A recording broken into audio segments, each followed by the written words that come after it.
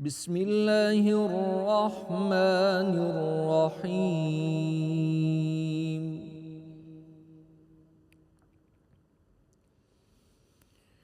يا أيها الذين آمنوا اتقوا الله حق تقاته ولا تموتن إلا وأنتم مسلمون.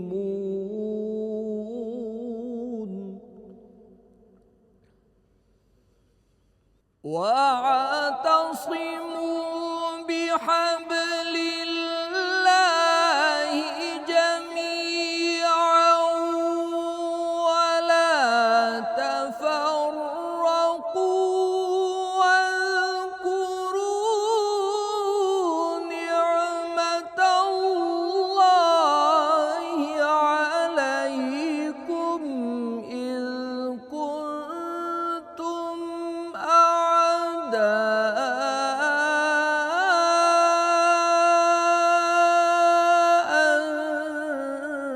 فألف بين قلوبكم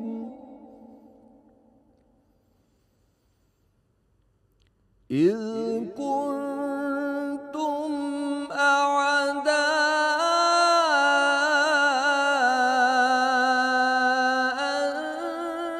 فألف بين قلوبكم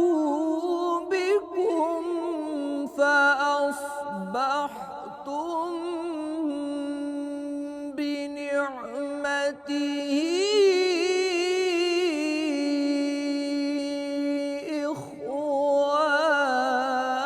إخوانا وكنتم على شفا حفرة من النار فأنقذكم منها كذلك يبين الله لكم آياته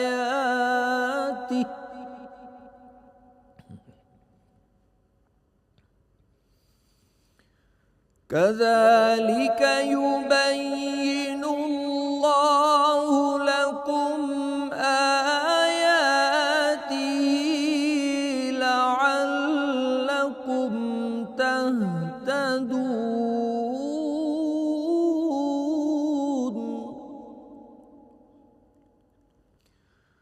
ولتكن منكم أمة يدعون إلى الخير ويأمرون بالمعروف وينهون عن المنكر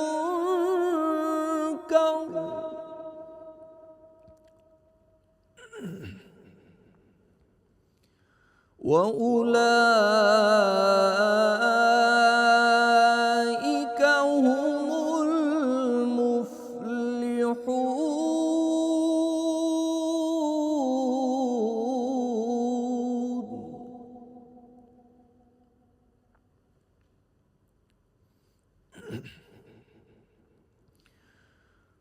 ولا تكونوا كالذين تفرقوا واختلفوا من بعد ما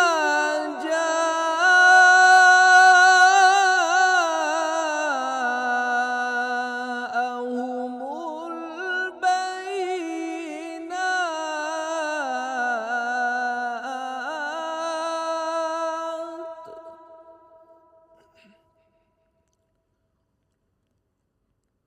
وأولئك لهم عذاب عظيم.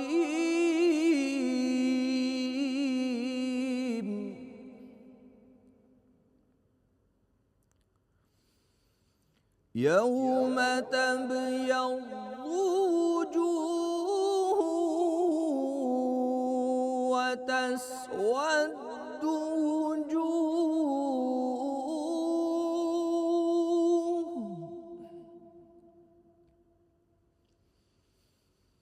فأما الذين اسودت وجوههم أكفرتم بعد إيمانكم فذوقوا العذاب بما كنتم تكفرون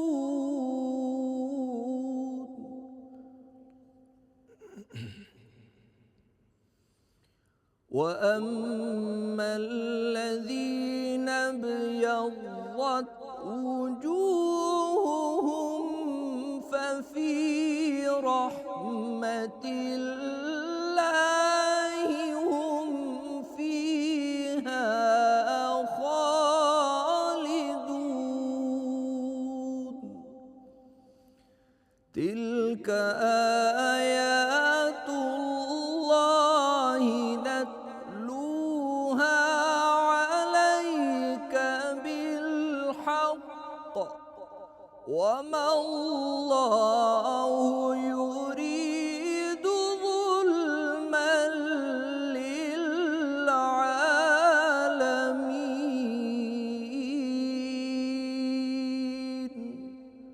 صدق الله العظीम। बिस्मिल्लाहिर्रहमानिर्रहीम। अस्सलामुअलैकुम। उम्मीद करती हूँ कि आप सब लोग खैरियत से होंगे और मेरी दुआ है कि रमज़ान अपनी तमाम तर खूबसूरतियों के साथ आपके रूहानी मनाजिल में इजाफ़ा करे। जैसे कि आखिरी अशरे का आगाज़ हो चुका है, हो सकता है बतौर मुसलमान, बतौर इंसान हमसे पहले अशरे में कोई गलतियाँ, कोई कोताहियाँ हुई हों, दूसरे अशरे में कोई कमी रह गई हो, तो इस आखिरी अशरे में यानी कि जहन्नुम से निजात के अशरे में अल्लाह ताला ने जो हमें अता किया है, अल्लाह हमें इससे भरपूर इस्तिफ़ादा हासिल करने की तौफ़ीक अता फ़रमाए, आमीन। आज का हमारा मौज़ू गुफ्तगू है तक़वा और उसकी बरक़ात। मैं हूँ अरीश महिउद्दीन और मेरे साथ मौजूद हैं हाफ़िज़ नजमुस साकिर। बिस्मिल्लाहिर्रहमानिर्रहीम। अस्सलामु अलैकुम। रब्बि इश्रह ली सदरी व यस्सिर ली अमरी वहलुल उक़दतम मिन लिसानी यफ़क़हू क़ौली रब्बि ज़िदनी इल्मा। तीसरे अशरे का आगाज़ हो चुका है और आज दूसरी ताक रात भी है और ख़ुसूसी तौर पर नबी करीम सल्लल्लाहु अलैहि वसल्लम की हदीस है कि आखिरी अशरा जहन्नुम से आज़ादी का अशरा है। तो हम जो भी साले आमाल कर रहे हैं, जन्नत में जाने के सभी ख्वाहिशमंद हैं, तो यही 10 दिन हैं अपने गुनाहों को बख्शवाने के लिए, अल्लाह की रहमत को लूटने के लिए, समेटने के लिए उसकी नेमतों को। और रमज़ान सबसे बड़ी हमारी नेमतों में से एक बड़ी नेमत है। तो इसके आखिरी 10 दिन ये जो गुजर रहे हैं और इसमें अल्लाह ताला का बेपनाह शुक्र कि उसने ताक रातों के एक नेमत भी हमारे लिए रखी है। ये वो नेमत कि जिसमें लैलतुल क़द्र शामिल है, ये वो नेमत कि जिसमें एतकाफ़ भी शामिल है। और इस लैलतुल क़द्र को अगर हम लोग देखें तो 1000 महीनों की इबादत से बेहतर ये एक रात की इबादत है। वो चाहता है कि हम अपने गुनाहों को बख्शवाएं। उसका अर्श पहले आसमान पे आ जाता है और रात में 3 दफ़ा वो पुकारता है, कोई जो मुझसे माफ़ी का तलबगार हो, मैं उसको माफ़ करूं। बस फ़र्क इतना है कि वो हज़रात जो रातों को क़याम कर लेते हैं, दिन का रोज़ा भी सही मानों में अदा कर लेते हैं, ताक रात की फ़जीलत को समझते हैं, एतकाफ़ में बैठते हैं, वही कामयाब होते हैं।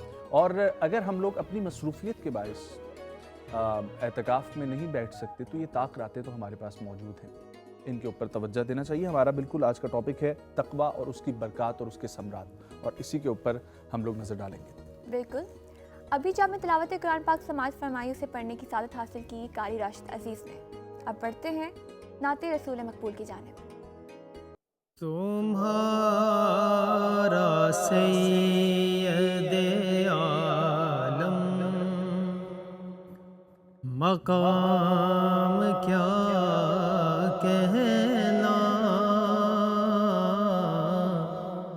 तुम्हारा सैयदे, तुम्हारा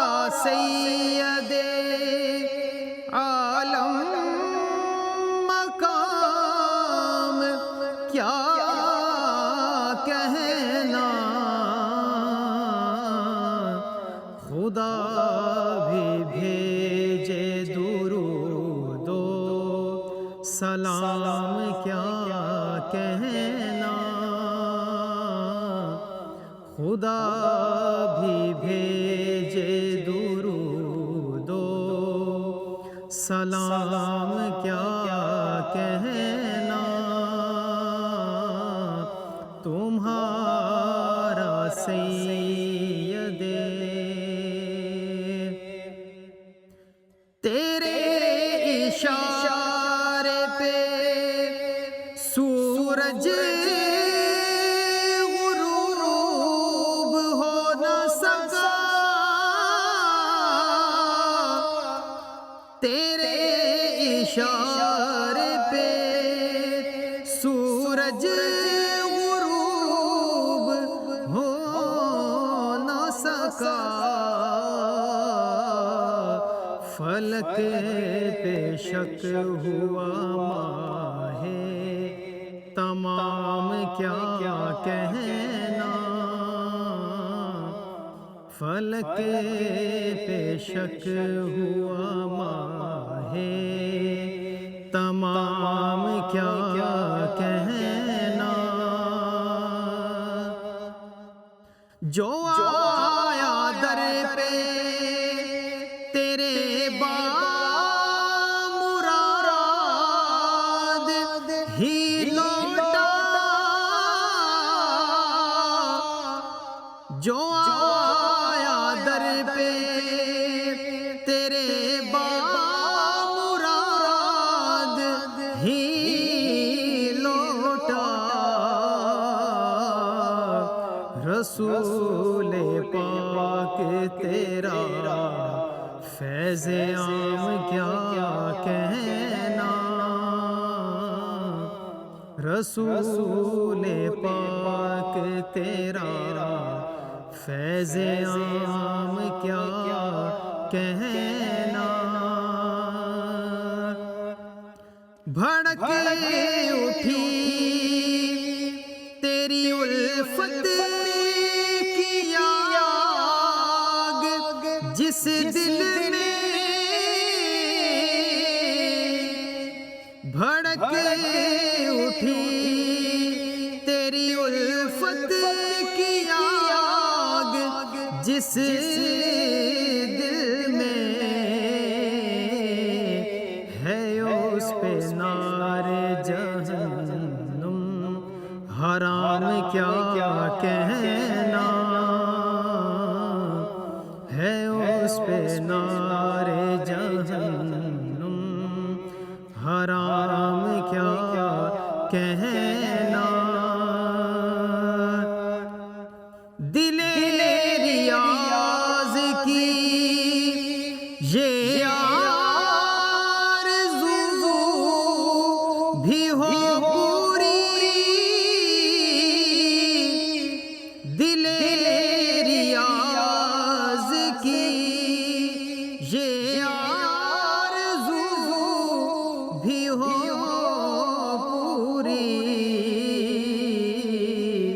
बना लो इसको भी अपना गुलाम क्या कहना, बना लो इसको भी अपना गुलाम क्या कहना, तुम्हारा सैयदे आलम मकाम क्या कहना, खुदा भी भेजे दुरूदो सलाम क्या कहना, तुम्हारा सैयदे। सुभान अल्लाह। इसी के साथ हम बढ़ते हैं, आपको तारुफ कराते हैं अपने पैनल का। हमारे साथ मौजूद हैं मुफ्ती एहसानुल हक हज़ारवी साहब, हमारे मेंटोर हसन बुखारी साहब। यहाँ पर मेरी बात जानब हमारे नए मेहमान मौजूद हैं, इनका नाम है डॉक्टर हाफिज़ मोहम्मद ज़हीर साहब, आपको बहुत ज़्यादा खुश आमदीद। और हमारे स्कॉलर मतीउर रहमान सर। उम्मीद करती हूँ कि आप सब लोग खैरियत से होंगे।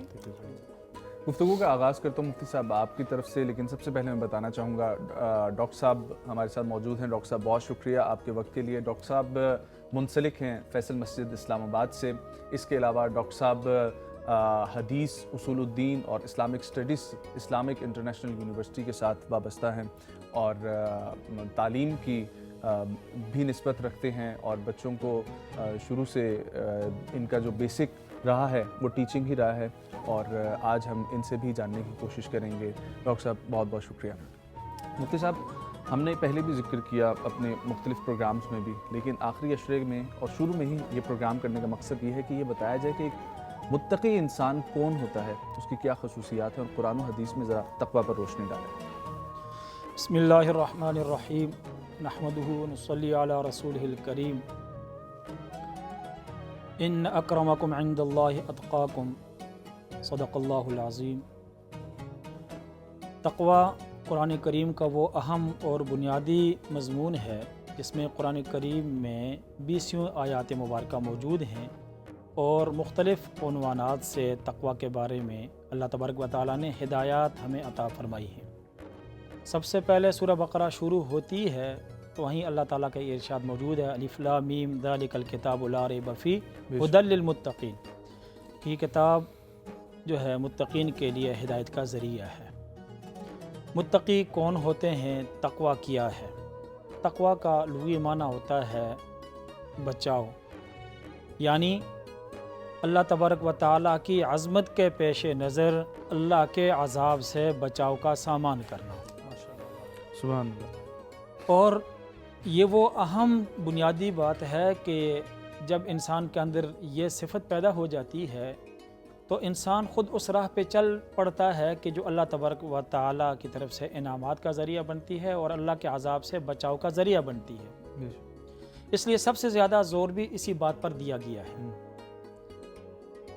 तक़वा के बारे में हज़रत उमर रज़ी अल्लाह तआला अन्हु ने हज़रत उबई इब्न काब से सवाल किया, जो मारूफ़ रिवायत है, अक्सर मुसलमानों ने सुनी हुई है कि तक़वा क्या है। तो हज़रत उबई इब्न काब रज़ी अल्लाह तआला अन्हु ने हज़रत उमर इब्न ख़त्ताब रज़ी अल्लाह तआला अन्हु को इसकी तारीफ़ यूँ समझाई कि अमीरुल मोमिनीन, कभी आप झाड़ीदार रास्ता से गुज़रे हैं? तो फरमाया हाँ गुज़रा हूँ। तो फरमाया कैसे गुज़रते हैं? कहा अपने दामन को समेट कर लपेट कर वहाँ से बचाव करके गुज़रता हूँ। फरमाया बस यही तक़वा है, यानी दुनिया की ज़िंदगी में गुनाहों से अपने आप को बचाते हुए संभालते हुए गुज़रना जाना, इसका नाम तक़वा है। और तक़वा के अगर देखा जाए तो फिर कई दराजात हैं। कुरान करीम का अगर मुताला हम ज़रा गहराई से करें, समझ कर करें, तो कुरान करीम में जो तक़वा का हुक्म दिया गया है वो मुख्तलिफ़ मानी के एतबार से है, जिससे हमें तक़वा के भी दराजात समझ आते हैं। उनाच एक जगह इरशाद है, वह अल्ज़महुम कलिमत तक़वा, और इसी तरीके से दूसरी जगह इरशाद है, वलौ अन्नहुम आमनु वत्तक़ौ लमतूबतुम मिन इंदिल्लाहि खैर, और इसी तरीके से इरशाद है, या अय्युहल्लज़ीना आमनु तक़ुल्लाह हक़्क़ तुक़ातिह। तो इससे मालूम होता है कि तक़वा के भी दराजात हैं। तक़वा का पहला दर्जा ये है कि इंसान कुफ्र और शिर्क से अपने आप को बचाए, जो हर साहिब ईमान को हासिल होता है, और ये अज़ हद ज़रूरी है, ये फ़र्ज़ है, इसके बग़ैर तो बचना मुमकिन ही नहीं है जहन्नुम से। तक़वा का दूसरा दर्जा वो है जो दूसरी आयत में बयान किया, वलौ अन्नहुम आमनु वत्तक़ौ, ईमान लाते और उसके बाद तक़वा इख्तियार करते तो अल्लाह के यहाँ से वह सवाब के मुस्तहिक़ होते। ये दर्जा ये है कि इंसान अपने आप को गुनाहों से बचाए, छोटे बड़े गुनाहों से, हर तरह के मासी से अपने आप को बचाए। जब इस दर्जे पे इंसान आ जाता है तो अल्लाह के अज़ाब से बच जाता है।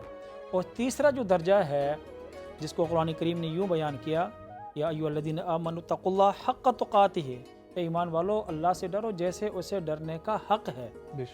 ये दर्जा किया है, इस दर्जे को उलमा ने यूँ बयान फरमाया कि इंसान जो है वो ना सिर्फ ये कि वो गुनाहों से अपने आप को बचाए, बल्कि मकरूहात और मुश्तबिहात से भी अपने आप को बचाए।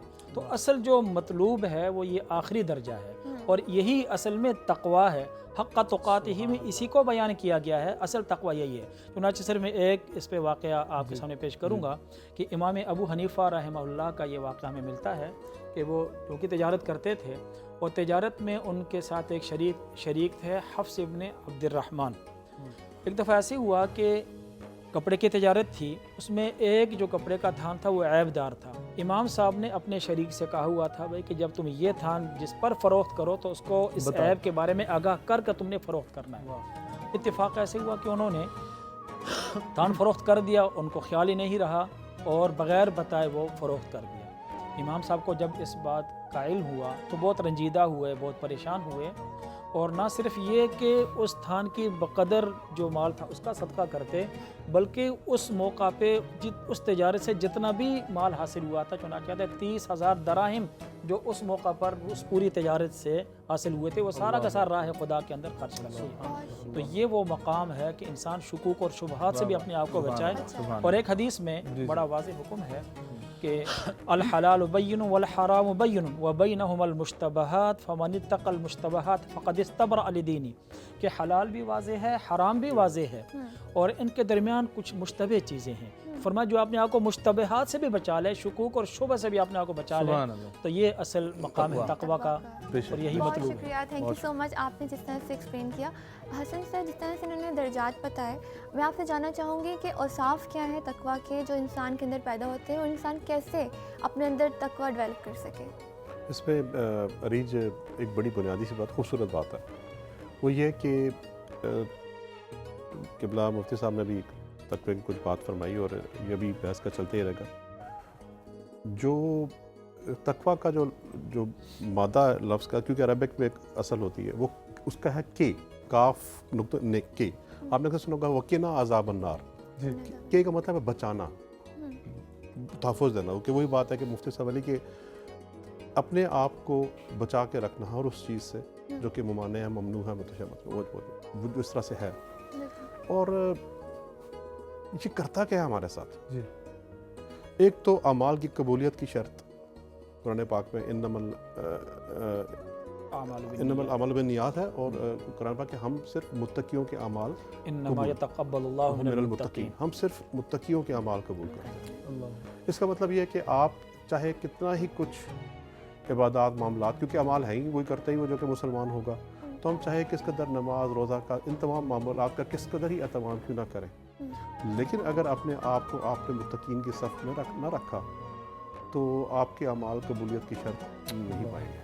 ये बड़ी बेसिक, और इस पे शर्त रख दी खुदा, बेशक इन्नमा कलमा हसर, इसके अलावा तो है ही नहीं कि हम मुत्तकीन के अमाल कबूल करते हैं। इसका मतलब जो गैर मुत्तकी लोग हैं वो अपनी अमाल की कबूलियत की उम्मीद भी ना रखें। और वही बात है कि जब आप कहीं आग लगी हुई होती है, कॉमन हिस्सी मिसाल दे रहा हूँ, तो आप पहले जहाँ पेट्रोल है या जहाँ से वो शॉर्ट सर्किट हुआ, पहले उसका सोर्स बंद करते हैं। उस सोर्स को बंद किए बगैर आपकी फायर फाइटिंग की जितनी भी एफर्ट्स हैं वो ज़ाया चली जाएंगी। तो अगर अगर आप अपने आप को बुराइयों से नहीं बचा रहे, तो हम उस सोर्स को ख़त्म नहीं कर पा रहे जो कि हमें खुदा से करीब करता है, हमें वो जो खुदा से दूर करता है। तो वो और साथ साथ बेशक अमाल किए जाएँ, तो जब तक, तो हमारी वही बात है मिसाल के, बेशक जितना पानी फेंकते रहे, जब तक सोर्स ऑफ फायर को हम बंद ना कर दें, तो तकवा उस सोर्स ऑफ फायर को बंद करता है। दूसरी बड़ी खूबसूरत बात तकवा के हवाले से सूरह इनफाल में गालिबन ऐ ईमान वालों तकवा करो, तकवा इख्तियार करो, ताकि अल्लाह तुम्हारे लिए, हाफिज़ साहब इस पर आप ज़्यादा आपको, ताकि अल्लाह आपके लिए फुरकान यजअलकुम फुरकान, अल्लाह आपके लिए फुरकान करार दे।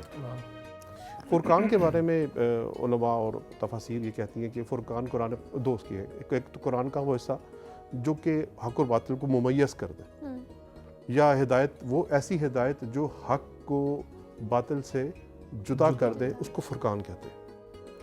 तो इसका मतलब ये है कि अगर आप तकवा इख्तियार करेंगे तो आप में अल्लाह ताला ये बरकत, तौफीक, सलाहियत या उसके करम से आपके अंदर ये वस्फ़ आ जाएगा कि आप हक़ को बातिल से जुदा कर सके। बड़ी खूबसूरत बात है। और मैं जब कुछ अर्से पहले मेरी निगाह में, तो मैं ऐसा कहता है आप उससे लुत्फ़ लेते हैं या एक कैफ़ की सुरूर में आ जाते हैं। इसका मतलब ये है कि अगर आपका पेट माले हराम से बचा हुआ है, भरा हुआ है, या आप मुत्तकी नहीं है, या वो तमाम काम अंजाम दे रहे हैं, कभी भी आप हक़ को बातिल से जुदा ना कर पाएंगे। सही बात, सही बात। और ये हक़ को बातिल से जुदा ही जो है वो सरात की या निजात की एक हतमी कुंजी है। आपने नोट किया कि आप बड़ी एक कॉमन सी बात है कि जिस तरह हम अपने मुल्क में, मुआशरे में देखते हैं, लोग सही फैसलों पे क्यों नहीं पहुंच पाते, लोग अपनी वो बेशक ज़िंदगी के कारोबारी फैसले हों या किसी सियासी पार्टियों से जमातों से वाबस्तगी हो, क्यों सही तौर पे डिसाइड नहीं कर पाते कि मुझे कहाँ किस पे जाना है? बिकॉज उनके साथ ज़िंदगी में उनके साथ हराम की मिलावट बहुत कसरत से हो चुकी है। तो तकवा का दूसरा बड़ा जो पहलू वो ये करेगा कि वो आपको अल्लाह ताला जो मुत्तकी होगा उसके लिए अल्लाह ताला करार देगा कि वो हराम से हलाल को या झूठ से हक को बातिल से मुमय्यज़ कर सके। और शायद आयत का अगला हिस्सा है कि वो आपकी बुराइयों को भी ख़त्म कर देगा और आपकी मग़फ़िरत भी फरमा देगा। बहुत शुक्रिया। सर। बढ़ना है हमें जी, एक वक्फे की जानिब कहीं मत जाइएगा, हमारे साथ रहें।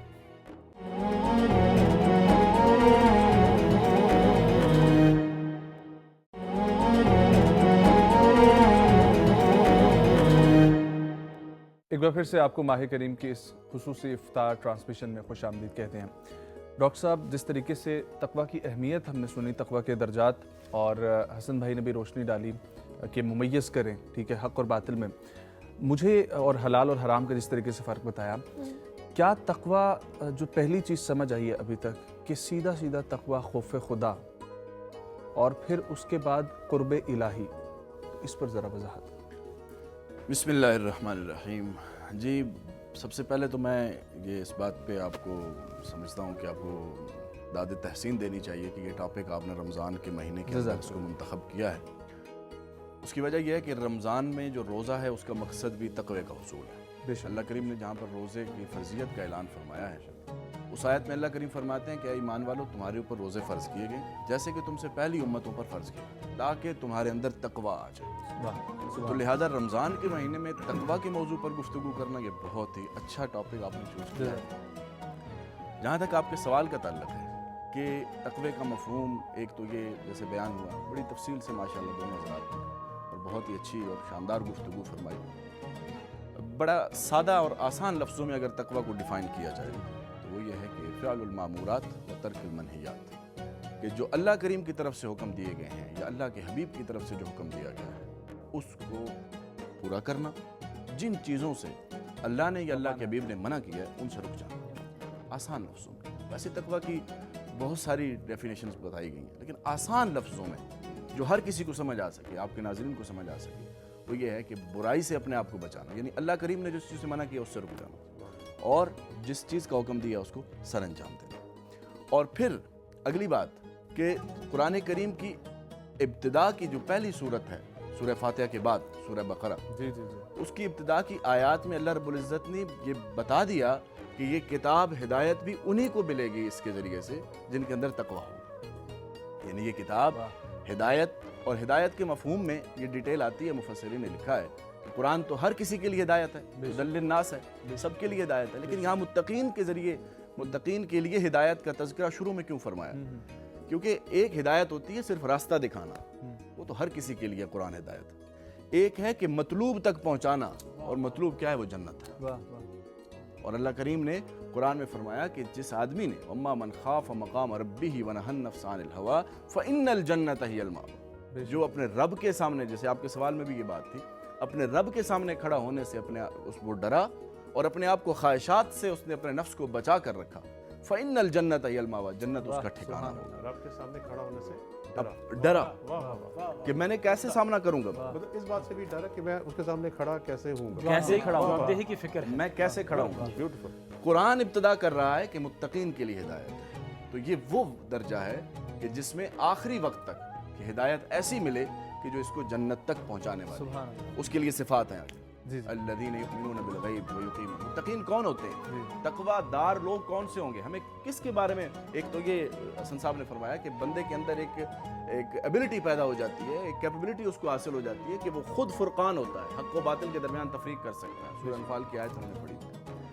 दूसरी बात ये कि हम कैसे पहचाने किसी के बारे में कि ये बंदा मुत्तकी है या नहीं, या अपने आप के बारे में औसाफ कौन से हैं जिनसे हमें अंदाज़ा होगा कि हम मुत्तकी हुए हैं या नहीं, या तकवा कुछ हासिल हो रहा है या नहीं हो रहा। एक तो बेसिक बात हो गई कि बुराई से बचना और अच्छाई की तरफ मुतवज्जह हो। उसके बाद तफसील अल्लज़ीना युमिनून बिल गैब व युकीमूनस्सलात, ईमान अल्लाह पर रखना, अल्लाह के हबीब पर रखना, और जितने भी उमूर गैबियाँ हैं जो हमारे सामने नहीं हैं उन सब पर ईमान रखना।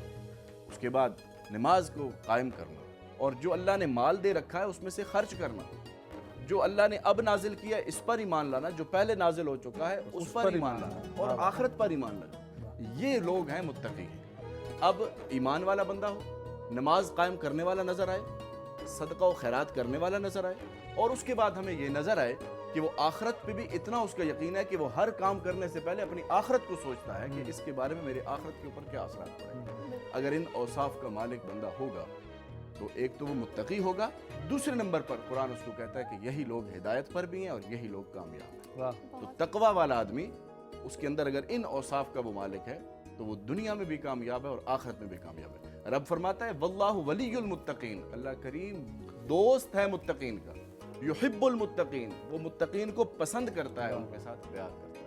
तो इतनी बड़ी सिफत है ये तकवा कि इसके ज़रिए से अल्लाह का महबूब इंसान बन सकता है, अल्लाह का दोस्त बन सकता है। और वो साहब ने आयत तिलावत की थी शुरू में कि इन्न अक्रमकुम इंदल्लाहि अत्काकुम। हमने बड़े मेयारात मुकर्रर कर रखे हैं कि भाई फलां आदमी बड़ा इज्जत वाला है, फलां बड़ा मुअज़्ज़ज़ है, जिसके पास पैसा हो, जिसके पास ओहदा हो, जिसके पास फलां हो फलां हो फलां हो। हमने बड़े मेयारात मुकर्रर किए, लेकिन कुरान हमें ये बताता है कि मेयार शर्फ का और इज्जत का और तकरीम का क्या है? तकवा है। और ये आपने अपने आखिरी खुतबे में हुजूर अकरम सल्लल्लाहु अलैहि वसल्लम ने ये बात फरमा दी थी कि किसी को किसी पर कोई फजीलत नहीं, और अगर फजीलत है इल्ला बित्तक़वा, मगर तकवा की। Thank you so much sir. सुभान अल्लाह, बहुत खूबसूरत, बहुत उम्दा अंदाज से डॉक्टर साहब। हाँ जी, बहुत। मैं आपसे पूछना चाहूँगी कि जैसे औसाफ की बात की हमने, उसके दर्जे की बात की, अब मैं जानना चाहूँगी कि औरत और मर्द के तकवे में कोई फ़र्क है? और बहैसियत मतलब मैं औरत होने के नाते पूछना चाहूँगी कि औरत के तकवे के बारे में क्या उस पर थोड़ी रोशनी डालें। खूबसूरत सवाल है और मैं चाहूँगा कि अल्लाह मुझे तौफीक दे कि मैं इसका खूबसूरत जवाब दूँ आपको। सबसे पहले चलते हैं कि तकवा जिस घर से चला और वो ये रोशनी पूरे आलम में फैली, सैयदा फ़ातिमा ज़हरा सलामुल्लाह अलैहा। उनके बारे में एक शायर ने पंजाबी में कहा था कि हयाद मत्थे दा ताज ज़हरा। जो शेर सुनाना मकसूद है वो मैं सुनाऊंगा आपको, वो समझिएगा, आपको समझ आएगी। ये जो डॉक्टर साहब ने फरमाया ना कि अल्लाह के सामने खड़ा होने से डरते हैं, वो क्या है? उसने कहा कि हयाद मत्थे दा ताज ज़हरा, वफा परस्ती दी लाज ज़हरा, मुकामे खूने हुसैन ए वे करेगी जन्नत ते राज ज़हरा, शब्बीरो शब्बर दी अम्मी ज़हरा, नबी दे घर विच है जम्मी ज़हरा, मुकाम तेरे नू ए के समझन फरिश्ते हन तेरे कम्मी ज़हरा। और रब दी इबादत करन दी खातिर, रब दी इबादत करन दी खातिर, रात मंग दी ये लंबी ज़हरा। तो मतलब ये इस घर से निकला। अब इसको छोड़ते हैं चूँकि हमारा टाइम भी महदूद है। मैं आपको एक, ये तो 1400 साल पहले की बात है, 1200 साल पहले एक औरत गुजरी जिसका नाम अरीज मुहय्युद्दीन भी जानती है। पाकिस्तान, अरब, अजम की हर औरत उसका नाम जानती है। उसका नाम था राबिया बसरी। अच्छा, ये राबिया बसरी बड़ी मुत्तकी खातून थी। और औरत में 3 औसाफ होते हैं जिनकी वजह से उसको मतलब अट्रैक्शन होती है मर्द की उसकी तरफ। एक खूबसूरती, दूसरा मालो दौलत ख़ानदान, और तीसरा औलाद। ये 3 चीज़ें जो है वो अट्रैक्ट करती हैं। अब राबिया बसरी बदसूरत है, काले रंग की, ठीक है। ख़ानदानी नस्बो नामो नस्ब ये है कि ग़ुलाम है, लौंडी है, कोई ख़ानदानी नामो नस्ब नहीं। अच्छा, साहिब औलाद भी नहीं है, बांझ हैं। अच्छा, ये हर रात को इनका मामूल ये था कि अपने शौहर मतलब गुस्ल करके अपने शौहर के पास जाती नजम भाई और कहती अगर आपको मेरी ज़रूरत है तो मैं हाजिर हूँ। अगर वो कहता कि मुझे ज़रूरत नहीं है तो फिर वो मुसल्ले पे खड़ी हो जाती और पूरी रात अल्लाह के आगे खड़ी रहती, ज़ारो कतार रोती, इतनी मुत्तकी औरत। अल्लाह अकबर। अच्छा, इनके शौहर का जवानी में इंतकाल हो गया, जवानी में बेवा हो गई। तो उस वक्त के जो सबसे बड़े इमाम थे हज़रत हसन बसरी, सबने नाम सुना, पूरे मुसलमानों के इमाम हज़रत हसन बसरी, वो खुद चल के आए राबिया बसरी के पास शादी की दावत लेके कि मैं आपसे शादी करना चाहता हूँ। अब देखिए, शादी जो है वो मतलब किस वजह से करना चाह रहे थे? बदसूरत थी, काली थी, गुलाम थी, लौंडी थी, कोई मालो दौलत नहीं थी, बांझ भी थी। लेकिन कहते हैं कि हज़रत हसन बसरी सिर्फ इसलिए आए कि इसके तकवे की वजह से शायद अल्लाह ताला मुझे भी बख्श दे। तो हसन बसरी आए तो आके कहने लगे मैं आपसे शादी का ख्वाहिशमंद हूँ। नजम भाई, बड़ी खूबसूरत बात। मैं आपसे शादी का ख्वाहिश मांगू। तो वो फरमाने लगी, आप मेरे 4 सवालों का जवाब दे दें तो मैं आपसे शादी कर सकती हूँ। आप पूछो। फरमाया, मुझे ये बताएं कि मैं जन्नत में जाऊँगी या जहन्नम में जाऊँगी। तो कहने लगे, भाई मैं कैसे बता सकता हूँ आपको जन्नत में जाएंगे। अच्छा ठीक है, दूसरा सवाल। फरमाया कि नामा अमाल जो है वो मुझे दाहिने हाथ में मिलेगा या बाएं हाथ में मिलेगा। फरमाया, मेरे पास इसका जवाब नहीं है, मैं नहीं जानता। फिर फरमाया, अच्छा मुझे ये बताएं कि जब मीज़ान में अमल तोले जाएंगे तो मेरा हाँ पलड़ा भारी होगा अमाल का या नहीं होगा। कहते हैं कि मुझे ये भी नहीं पता। फरमाया, अच्छा चौथी बात ये है कि मुझे ये बताइए कि क्या पुल सरात जब दहक रही होगी तो मैं गुजर जाऊंगी या गिर जाऊंगी। कहने लगे, मुझे नहीं पता, ये भी नहीं पता। तो राबिया बसरी कहने लगी, हसन फिर वापस चले जाओ कि मुझे इन जवाबों की तलाश है, इन सवालों की तलाश में मैं अल्लाह की याद में खड़ा होना चाहती हूँ, मुझे शादी करने की फुर्सत ही नहीं है। और फिर ज़माने ने एक वक्त देखा कि आप जो है वो हंडिया बना रही थी तो प्याज नहीं था, प्याज ज़रूरत की चीज़ है। तो इतनी देर में एक चील आई, उसने हाथों में जो है वो प्याज पकड़ा हुआ और बिल्कुल उस घर के सामने आके उसने पंजे खोले और प्याज हज़रत राबिया बसरी की झोली में आके गिरा। यानी ये अल्लाह ताला साबित करना चाह रहे थे कि जो अल्लाह का हो जाए, अल्लाह का तकवा इख्तियार कर ले, अल्लाह फिर परिंदों को भी उसकी खिदमत पे लगा देते हैं। सुभान अच्छा, थोड़ा सा और आगे चलते हैं।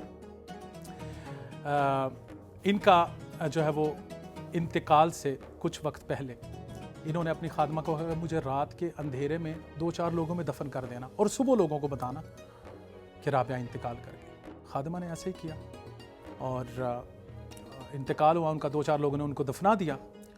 और सुबह खबर हुई तो लोग परेशान हो के आ गए कि आपने बताया क्यों नहीं। कहा, हुक्म था नहीं बताना।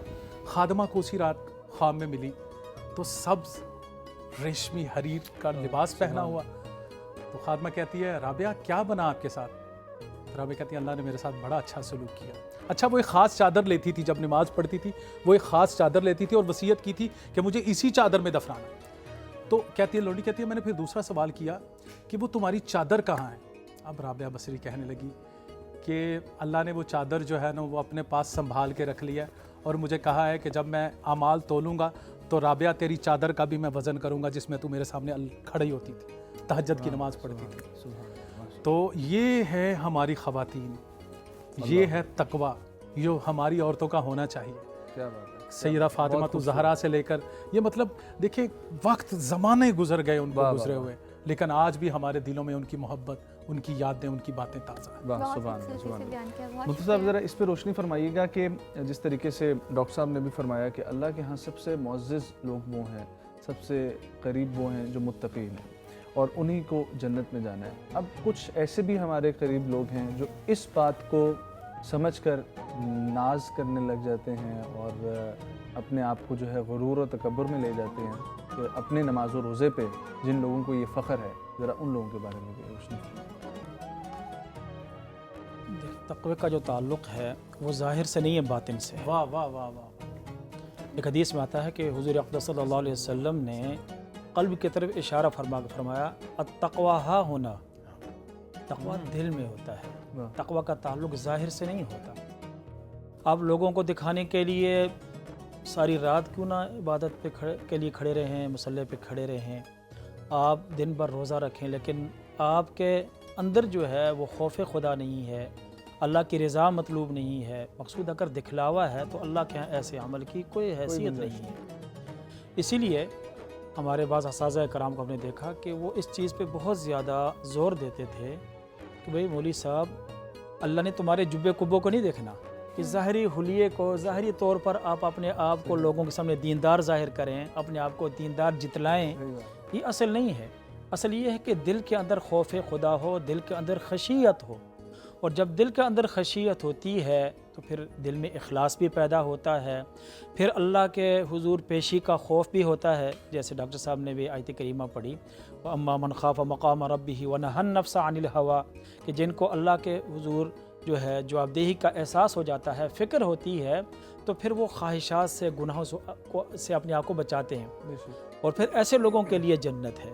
तो इसलिए जो कामयाबी का दारो मदार है वो इखलास पर है, तक़वा पर है, और तकवा ही की बुनियाद पर आमाल का जो बदला है, जज़ा और सज़ा है, सिर्फ ज़ाहिरी आमाल जो तकवा से खाली हों और जिनमें लिल्लाहियत ना हो, जिनके अंदर इखलास ना हो, अल्लाह के यहाँ ऐसे अमाल की कोई हैसियत नहीं। बहुत शुक्रिया। यहाँ पर लेंगे एक छोटा सा वक्फा, कहीं जाइएगा मत, देखते रहिए माह करीम इफ्तार ट्रांसमिशन।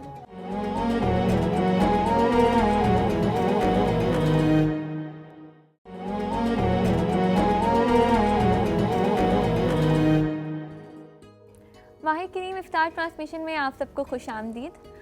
मैं जानना चाहूँगी हसन सर आपसे कि कहा जाता है कि तकवा की सिर्फ अगर दिल में हो तो दुनियावी मामलात भी संवर जाते हैं, इस पर थोड़ी सी इसकी वजाहत कर ये दें। बड़ी खूबसूरत बात है, बल्कि मुफ्ती साहब ने कहा लिल्लाहियत, बड़ा खूबसूरत जुमला है, मैं उससे लुत्फ़ ले रहा था कि जब आपके सारे काम अल्लाह के लिए हो जाते हैं। इसके पर आपके सवाल के तरफ मैं अगले जुमले मुझे वो बात याद आई, उस पर वाजिब हो जाता है उस बात को बयान करना कि अल्लाह सरकार फरमाते हैं कि जब कोई शख्स किसी शख्स की दोस्ती अल्लाह के लिए हो जाती है और उसकी दुश्मनी अल्लाह की, तो उसका ईमान कामिल हो जाता है। कामिल ईमान के अलामत है। तो लाहियत वाली बात बड़ी खूबसूरत है।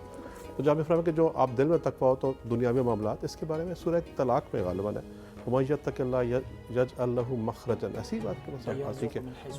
और उसको वहाँ से रिस्क अता, मतलब मैं तर्जुमा कर दूँ कि जब कोई शख्स तकवा इख्तियार करता है तो उसके लिए अल्लाह ताला कुशादगी फरमाता है।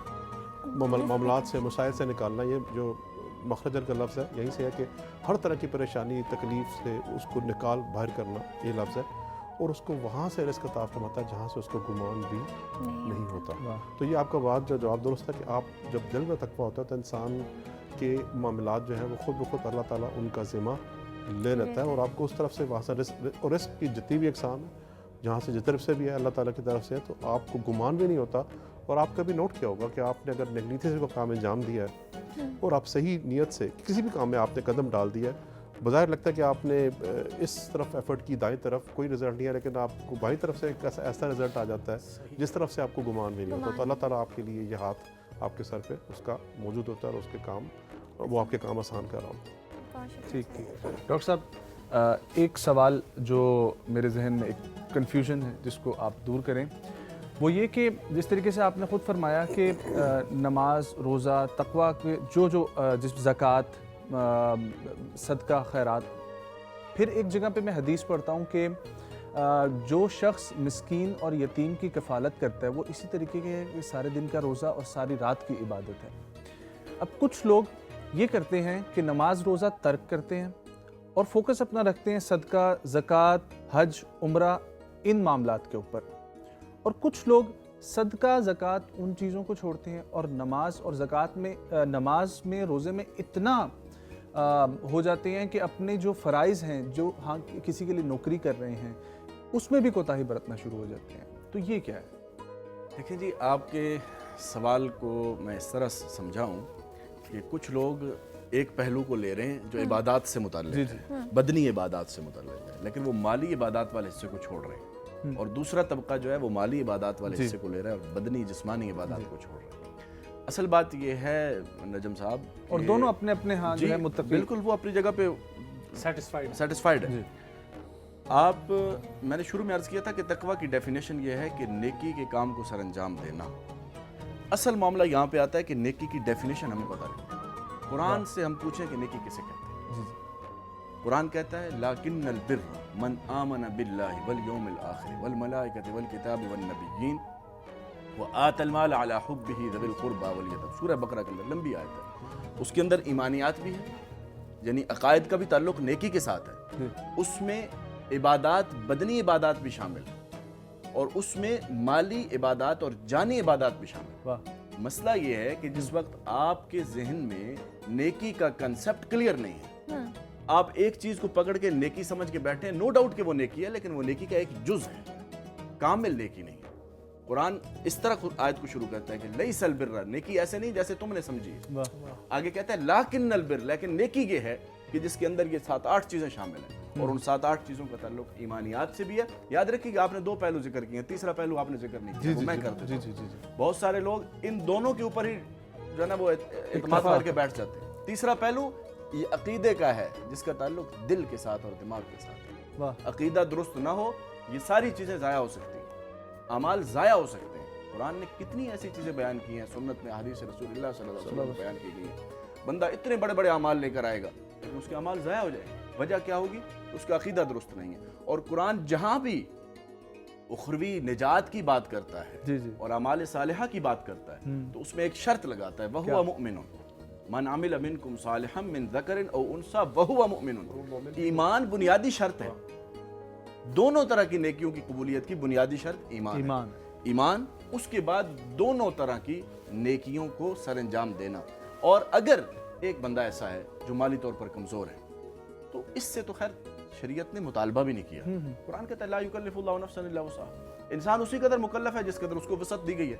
एक आदमी के अंदर माली इस्तिताअत नहीं है तो कोई बात नहीं, लेकिन वो क्या करे, वो अपने आप को इस मामले में समझे कि जब भी मुझे तौफीक मिलेगी। और इसके ऊपर एक हदीस है, सहाबा किराम का वो तबका जो गुरबा थे वो एक दफ़ा हुजूर की खिदमत में हाजिर हुए। या रसूलल्लाह सल्लल्लाहु अलैहि वसल्लम, हम नमाज़ पढ़ते हैं, हमारे अमीर दोस्त भी नमाज़ पढ़ते हैं जो साहिब सरबत है, हम रोज़ा रखते हैं, हम जिहाद करते हैं, वो हमसे ज़्यादा माल जब खर्च करते हैं तो हमसे आगे बढ़ जाते हैं, हम क्या करें? तो रसूलुल्लाह सल्लल्लाहु अलैहि वसल्लम कुछ इबादत बताएं, कुछ तस्बीहात बताएं, तुम ये पढ़ लिया करो, तुम ये करो। अच्छा, कुछ अरसे के बाद वो लोग दोबारा हाजिर हुए, या रसूलल्लाह जो हम आपने हमें बताया था वो काम वो भी कर रहे हैं। अल्लाह अकबर। तो हुजूर ने फिर फरमाया ज़ालिका फ़ज़लुल्लाह युअतीहि मन यशा, ये अल्लाह का फजल है जिसे देते हैं। तो इसमें कोई शक नहीं है कि ये दोनों ही नेकियां हैं। असल मामला नजम साहब वहां पे आता है जब एक आदमी एक चीज पर इंसिस्ट करना शुरू कर देता है कि ये ही नेकी है। मसला इस ही और भी का है। असल में वो भी नेकी होता है, वो ही नेकी नहीं होता। ईमान का दारोमदार जी, हम ये कह रहे होते हैं जो बंदा इस पे इंसिस्ट कर रहा है कि मैं चूंकि नवाफिल ज्यादा पढ़ रहा हूँ, रातों का क़याम ज्यादा कर रहा हूँ, बस यही नेकी है। और दूसरा ये समझ रहा है कि मैं अल्लाह के रास्ते में खर्च कर रहा हूँ, गरीबों को खाना खिला रहा हूँ, ये ही नेकी है। हालांकि ये दोनों नेकियां हैं, ये भी नेकी है, वो भी नेकी है। और इन दोनों के मजमुए को अगर ईमान के साथ जमा कर दिया जाएगा तो वो अल्लाह क्या काबिल है। सुभान अल्लाह, सुभान अल्लाह। बहुत शुक्रिया डॉक्टर साहब, जज़ाकल्लाह। मती भाई, वक्त बिल्कुल करीब है तो तौहीद के हवाले से कलाम की फरमाइश है। बिस्मिल्लाह। समात फरमाइएगा। जी, पीर नसीरुद्दीन नसीर रहमतुल्लाह अपना अकीदा लिखते हैं, किससे मांगे कहाँ जाए, किससे कहें, और दुनिया में हाजत रवा कौन है। सबका दाता है तू, सबको देता है तू, तेरे बंदों का तेरे सिवा कौन है। आज चूंकि नजम में ताक रात है तो व्यूअर से भी गुजारिश है कि मांगे उससे, क्योंकि वही देने वाला है। दुआ कमाल का, इलाही व रब्बी मन ली गैरक, मेरे तेरे अलावा मेरा है कौन, तेरे अलावा मेरा है कौन। तो इसीलिए कह रहा हूँ कि किससे मांगे कहाँ जाए, किससे कहें, और दुनिया में हाजत रवा कौन है। सबका दाता है तू, सबको देता है तू, तेरे बंदों का तेरे सिवा कौन है। कौन मकबूल है, कौन मरदूद है, बेखबर क्या खबर, तुझको क्या कौन है।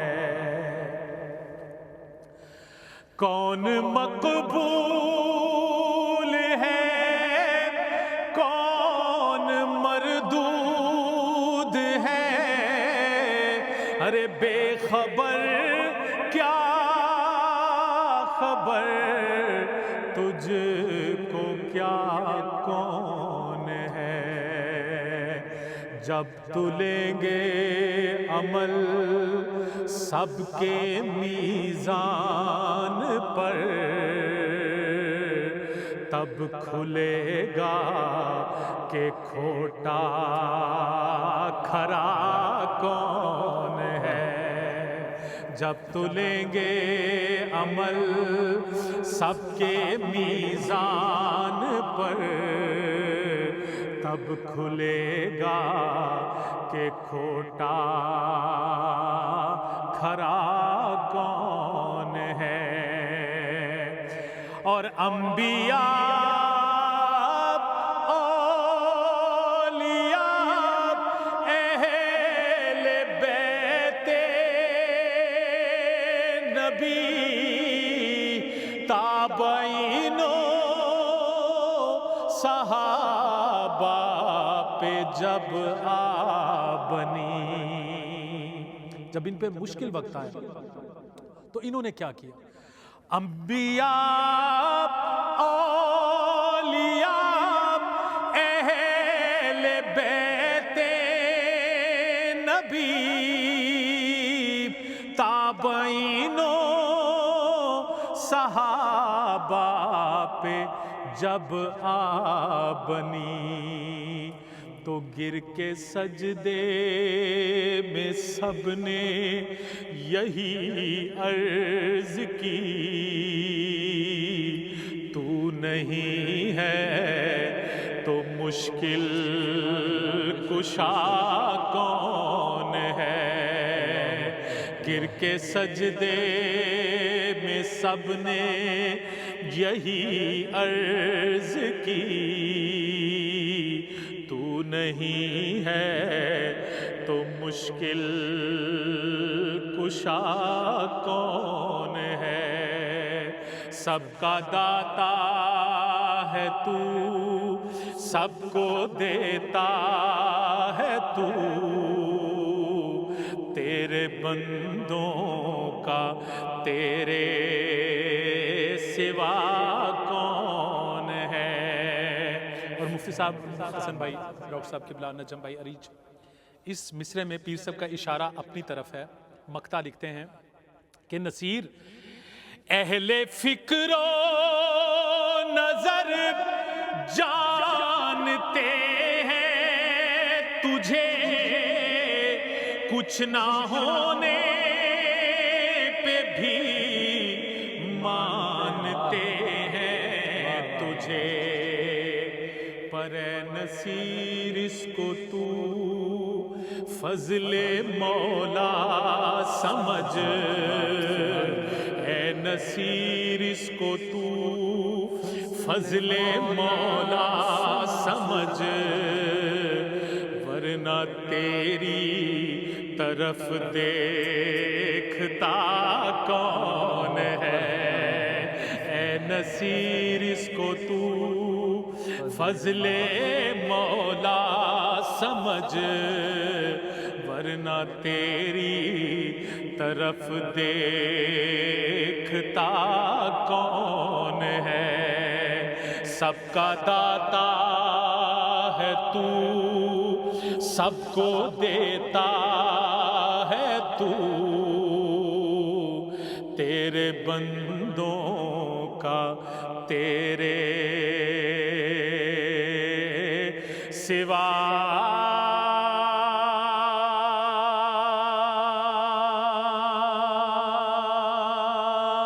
कौन है।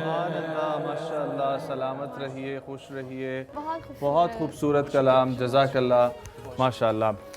बढ़ते हैं अगले सेगमेंट की तरफ। बिल्कुल, कहीं जाएगा मत, देखते रहिए माही करीम इफ्तार ट्रांसमिशन।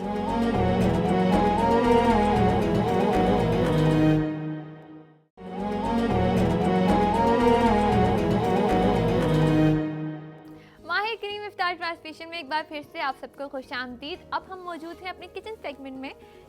हमारे साथ हैं हिना तारिक। शेफ, कैसी हैं आप? मैं ठीक हूँ, खैरियत से हूँ, बिल्कुल ठीक हूँ।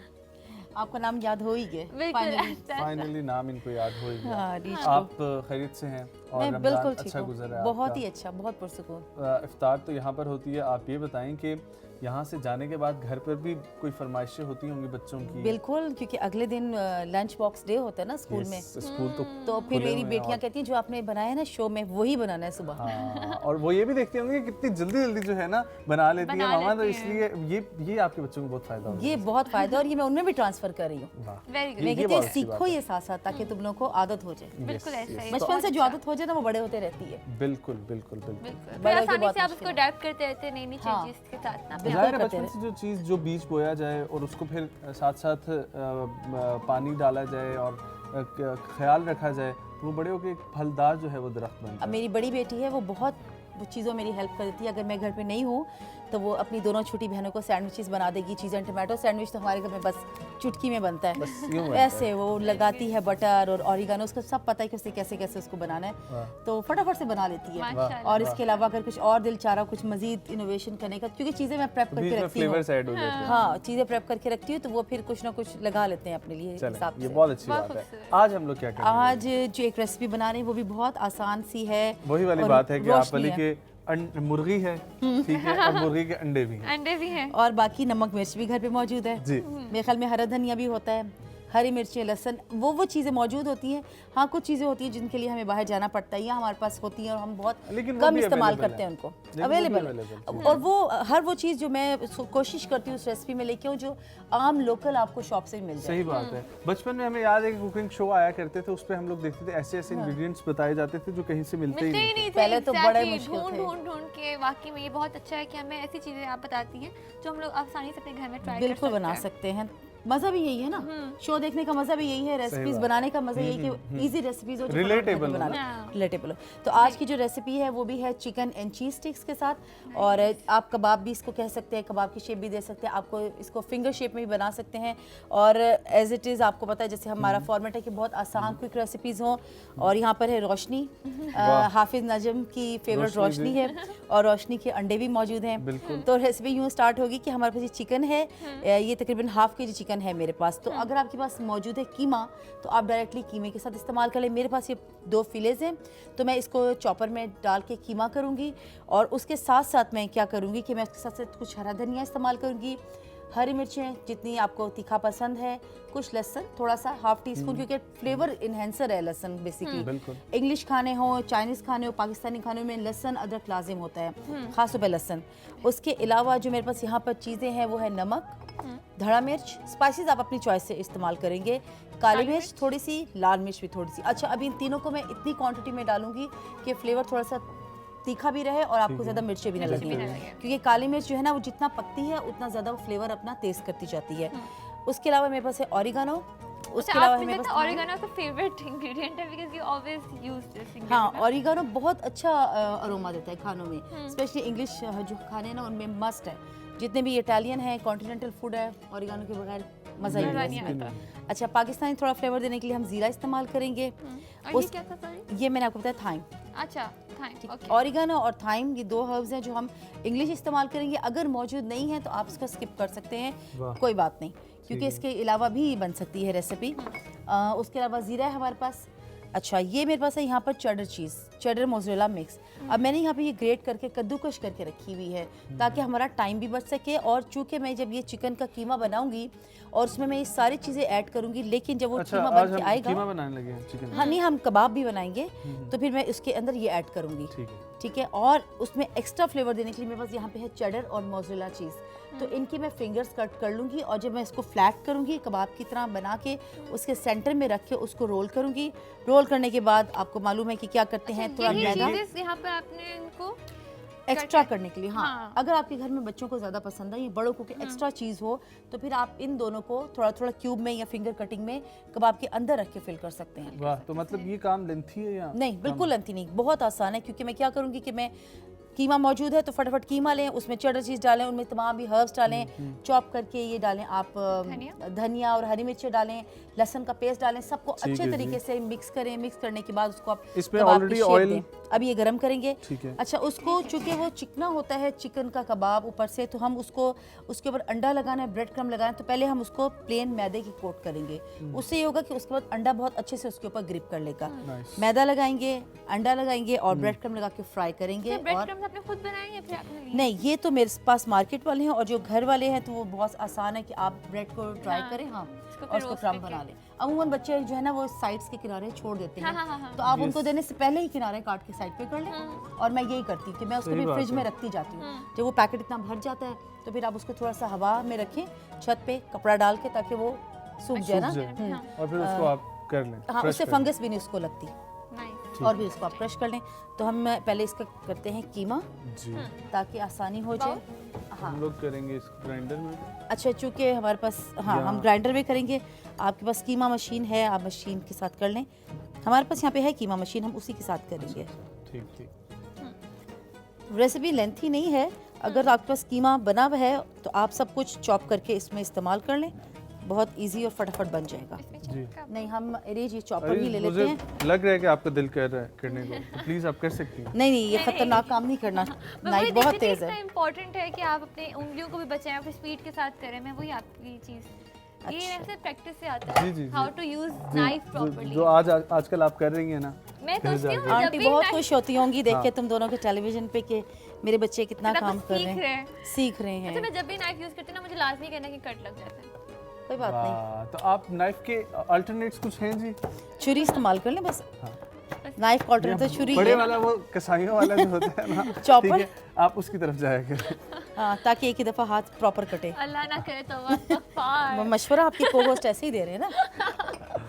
अच्छा, ये मैंने इसमें डाल दिया है हरा धनिया, हरी मिर्चें, लहसुन और थोड़ा सा ओरिगानो हम इस्तेमाल करते हैं। थाइम, टाइम थोड़ा सा हमें थाइम, मसालों के नाम याद जीरा, होते हैं। हाँ, ज़रा याद मिर्च, रखने भी चाहिए। थोड़ा सा जीरा, जीरा, हस्बे जायका, सुर्ख मिर्च, थोड़ी सी सूख मिर्च, ब्लैक पेपर, बिल्कुल, काली मिर्च, ये और धड़ा मिर्च, धड़ा हरा मिर्च भी मिर्च। दें। वाह, और ये बस नमक हमारे रह गया, पास, हम थोड़ा सा स्पाइसी बनाएंगे ना, और ये नमक, और ये नमक है, और फिर ये सब फ्री होगी, ये आपको नहीं चाहिए ये हम चीज़ें, साइड पे कर देंगे। ये हमने साइड अच्छा, अब नमक थोड़ा सा हाथ रोक के, क्योंकि चीज़ के अंदर भी नमक मौजूद होता है, ओके। तो ऐसा ना हो कि आप नमक बहुत ज़्यादा इस्तेमाल कर लें और फिर वो बहुत ज़्यादा नमकीन हो जाए। तो बस इसको हम ग्राइंड कर लेते हैं ताकि इसका प्रॉपर एक कीमा तैयार हो जाए।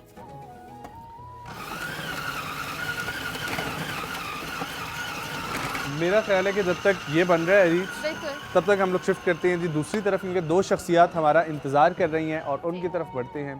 और दो जो शख्सियत हमारे साथ मौजूद होती हैं, कभी हमारी इनसे दोस्ती होती है, लेकिन आज भी इनका टॉपिक बहुत मज़े का है। तो आइए चलते हैं, गपशप करते हैं। हमारे साथ मौजूद हैं शिहान आकाश और डॉक्टर कशफ हुसैन साहिबा। कैसे हैं आप? बहुत शुक्रिया जी आप दोनों का।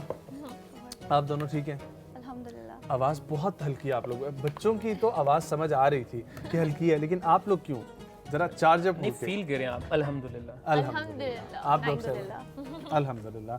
तो आज हम क्या करने लगे हैं और क्या सीखने लगे हैं? आज हम एक बहुत ही अहम टॉपिक पे बात कर रहे हैं। सबसे पहले तो मैं एक बात करूंगी कि आज जैसे हम 21 सेंचुरी में हैं, तो हम जो हमारे प्रॉब्लम है न्यूट्रिशन रिलेटेड, हम वही प्रॉब्लम्स को जो है ना वो हाईलाइट करते हैं। आज हम बात कर रहे हैं स्किन हेल्थ के बारे में। Very nice. ये मैंने कल ही ये रिक्वेस्ट आपने ही रिकमेंड किया था, तो मैंने कहा इस पे बात करनी वाह। चाहिए। सबसे पहले तो आई एम श्योर कि हर किसी को हर एज लेवल पे ग्लोइंग स्किन और अच्छी स्किन चाहिए होती है। सब यही चाहते हैं कि हमारी स्किन जो है ना वो अच्छी दिखे, ठीक है। तो इसके लिए क्या लोग फोकस करते हैं अपनी स्किन के ऊपर? ये सवाल है, क्या आप फोकस कर रहे हैं? जहाँ पे डायबिटीज़, ब्लड प्रेशर और दिल की बीमारियों को हम डायरेक्ट को रिलेट करते हैं न्यूट्रिशन के साथ, लेकिन हम कहीं ना कहीं अपनी स्किन को उसके साथ रिलेट करने में फेल हो जाते हैं। सही बात। हमारा फोकस है कॉस्मेटिक्स पे, सीरम्स पे, क्रीम्स पे, लेकिन जब आप एक चीज़ खाएंगे नहीं तो वो आपको फ़ायदा देगा, लगाने का फ़ायदा। जब आप वो हटाएंगे तो नीचे से तो आपकी वही स्किन आएगी ना। बिल्कुल। सबसे पहले यहाँ आपका पे इशारा मेकअप की तरफ। नहीं, मेरा इशारा मेकअप में, मेकअप से आपको मना नहीं कर रही, लेकिन मेकअप के नीचे आपकी स्किन भी फ्रेश और ग्लो होनी चाहिए कि जब आप मेकअप हटाएं तो आपको तब भी अपना आप अच्छा लगे, ठीक है। सबसे पहला तो क्वेश्चन ये है कि क्या आप अपनी स्किन को स्टाफ तो नहीं कर रहे? तो स्किन को भी स्टारवेशन, ये क्या बात है? प्रॉपर न्यूट्रिशन अपने न्यूट्रिएंट्स है, ये ज़रा इंपॉर्टेंट समझाएं। न्यूट्रिएंट्स है, ठीक है। सबसे पहले ऐसा है कि स्किन को भूखा रखना इंपॉर्टेंट न्यूट्रिएंट्स है, जो स्किन के लिए इंपॉर्टेंट तो ये न्यूट्रिएंट्स कैसे पता चलता है हमें कि है। हमारी ये skin ऐसा ही है कि बहुत starve ज़्यादा हो रही है? एक्स्ट्रा आपकी स्किन ड्राई हो जाती है, प्रीमेच्योर एजिंग, ठीक है, टाइम से पहले आपके चले एक 50s के बाद जब आपके चेहरे पे झुर्रियाँ आती हैं, ठीक है, रिंकल्स आते हैं, वो बात मानने को है, लेकिन आपके 30s और अगर 40s में आ रही हैं तो क्यों आ रही हैं? क्यों आ रही है? तो यही है कि आपने अपनी स्किन को इंपॉर्टेंट न्यूट्रिएंट्स से क्या किया हुआ है, आपने स्टारवेशन पे रखा हुआ है स्किन अच्छा, को, मेरा ठीक है। क्वेश्चन है यहाँ पर वैसे कि जैसे आप कह रहे हैं कि ड्राइनेस अगर हमारा सिम्टम है कि हमारी स्किन को न्यूट्रिएंट्स नहीं मिल रहे, तो ऑयल जब बहुत आ जाता है तो वो भी आपकी जब आपकी स्किन पे एक्स्ट्रा बहुत ज़्यादा ऑयल आता है ना, तो वो वजह बनती है एक्ने की, एक्ने की। ठीक है। तो कुछ हम इंपॉर्टेंट न्यूट्रिएंट्स के बारे में बात करते हैं। सबसे पहले तो विटामिन ए बहुत ज़्यादा स्किन के लिए अच्छा है। इसके आगे दो टाइप्स होते हैं, ठीक है, retinoids and carotenoids.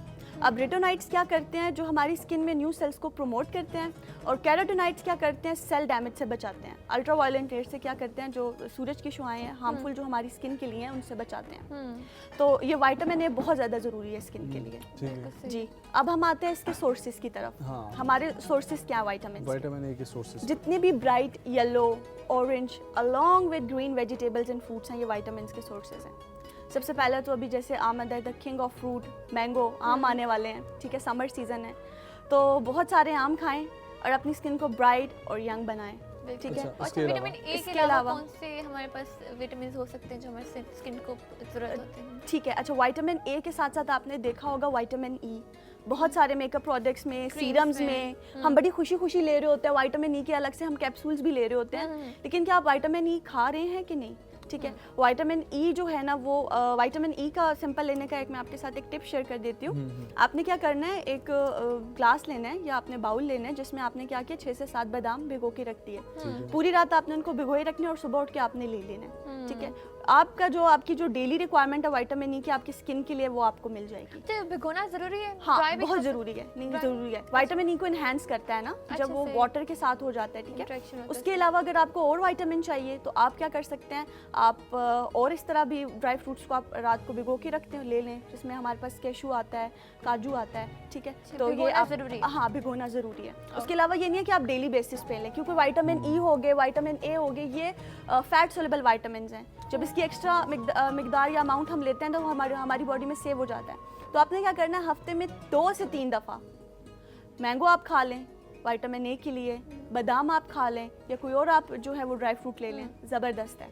Thank you. मैं इसी तरफ आपकी तरफ जाना चाहूँगी। Yes, जैसे उन्होंने yes, फैट की yes. बात की, आप फैट के मुताबिक बताइए कि चीज़ें कैसे हमारे बॉडी में स्टोर होता है, कैसे हम उससे निकाल सकते हैं? फ़ैट के हवाले से ये बड़ा अच्छा सवाल है, और इसके साथ ना अरीज मैं आपको थोड़ा ये बताने से पहले गाइड कर दूँ कि इसके ऊपर जब मैं ब्रीफ दूंगा तो अगर हमारे नाजरीन इसको लिख लें तो ये उनके लिए एक ऐसा फार्मूला होने वाला है कि जिससे वो ताहयात जब तक वो ज़िंदा हैं इससे वो खेल सकते हैं, अपना वज़न ख़ुद कम कर सकते हैं। ये एक छोटी सी साइंस है जो कि मेडिकल के स्टूडेंट्स को ऑलरेडी पता होती है। क्या? अगर मैं आपका ये क्यू कार्ड ले लूँ थोड़ा सा नाजरीन को समझाने के लिए। अच्छा, हमारी बॉडी के अंदर फ़ैट स्टोर होता कैसे है, सबसे पहले तो हमने ये जानना और फिर हम कम करने के ऊपर आएंगे। हम जो भी खा रहे हैं, आपने एक मेटाबॉलिज्म जो लफ्ज़ है वो तो सुना होगा, डाइजेशन का प्रोसेस, ग्लूकोजन होता है वो मेरे ख्याल से, उससे आपको मिलती है एनर्जी। ठीक है, सिंपल, क्योंकि मैं फिटनेस एक्सपर्ट्स को भी ये कहता हूँ कि वो भी आधे डॉक्टर होते हैं, बल्कि चाइना का डॉक्टर मैं कहता हूँ। तो इसीलिए अब तो ग्लूको बिस्किट भी आना शुरू अच्छा, उससे हमें मिलती है एनर्जी।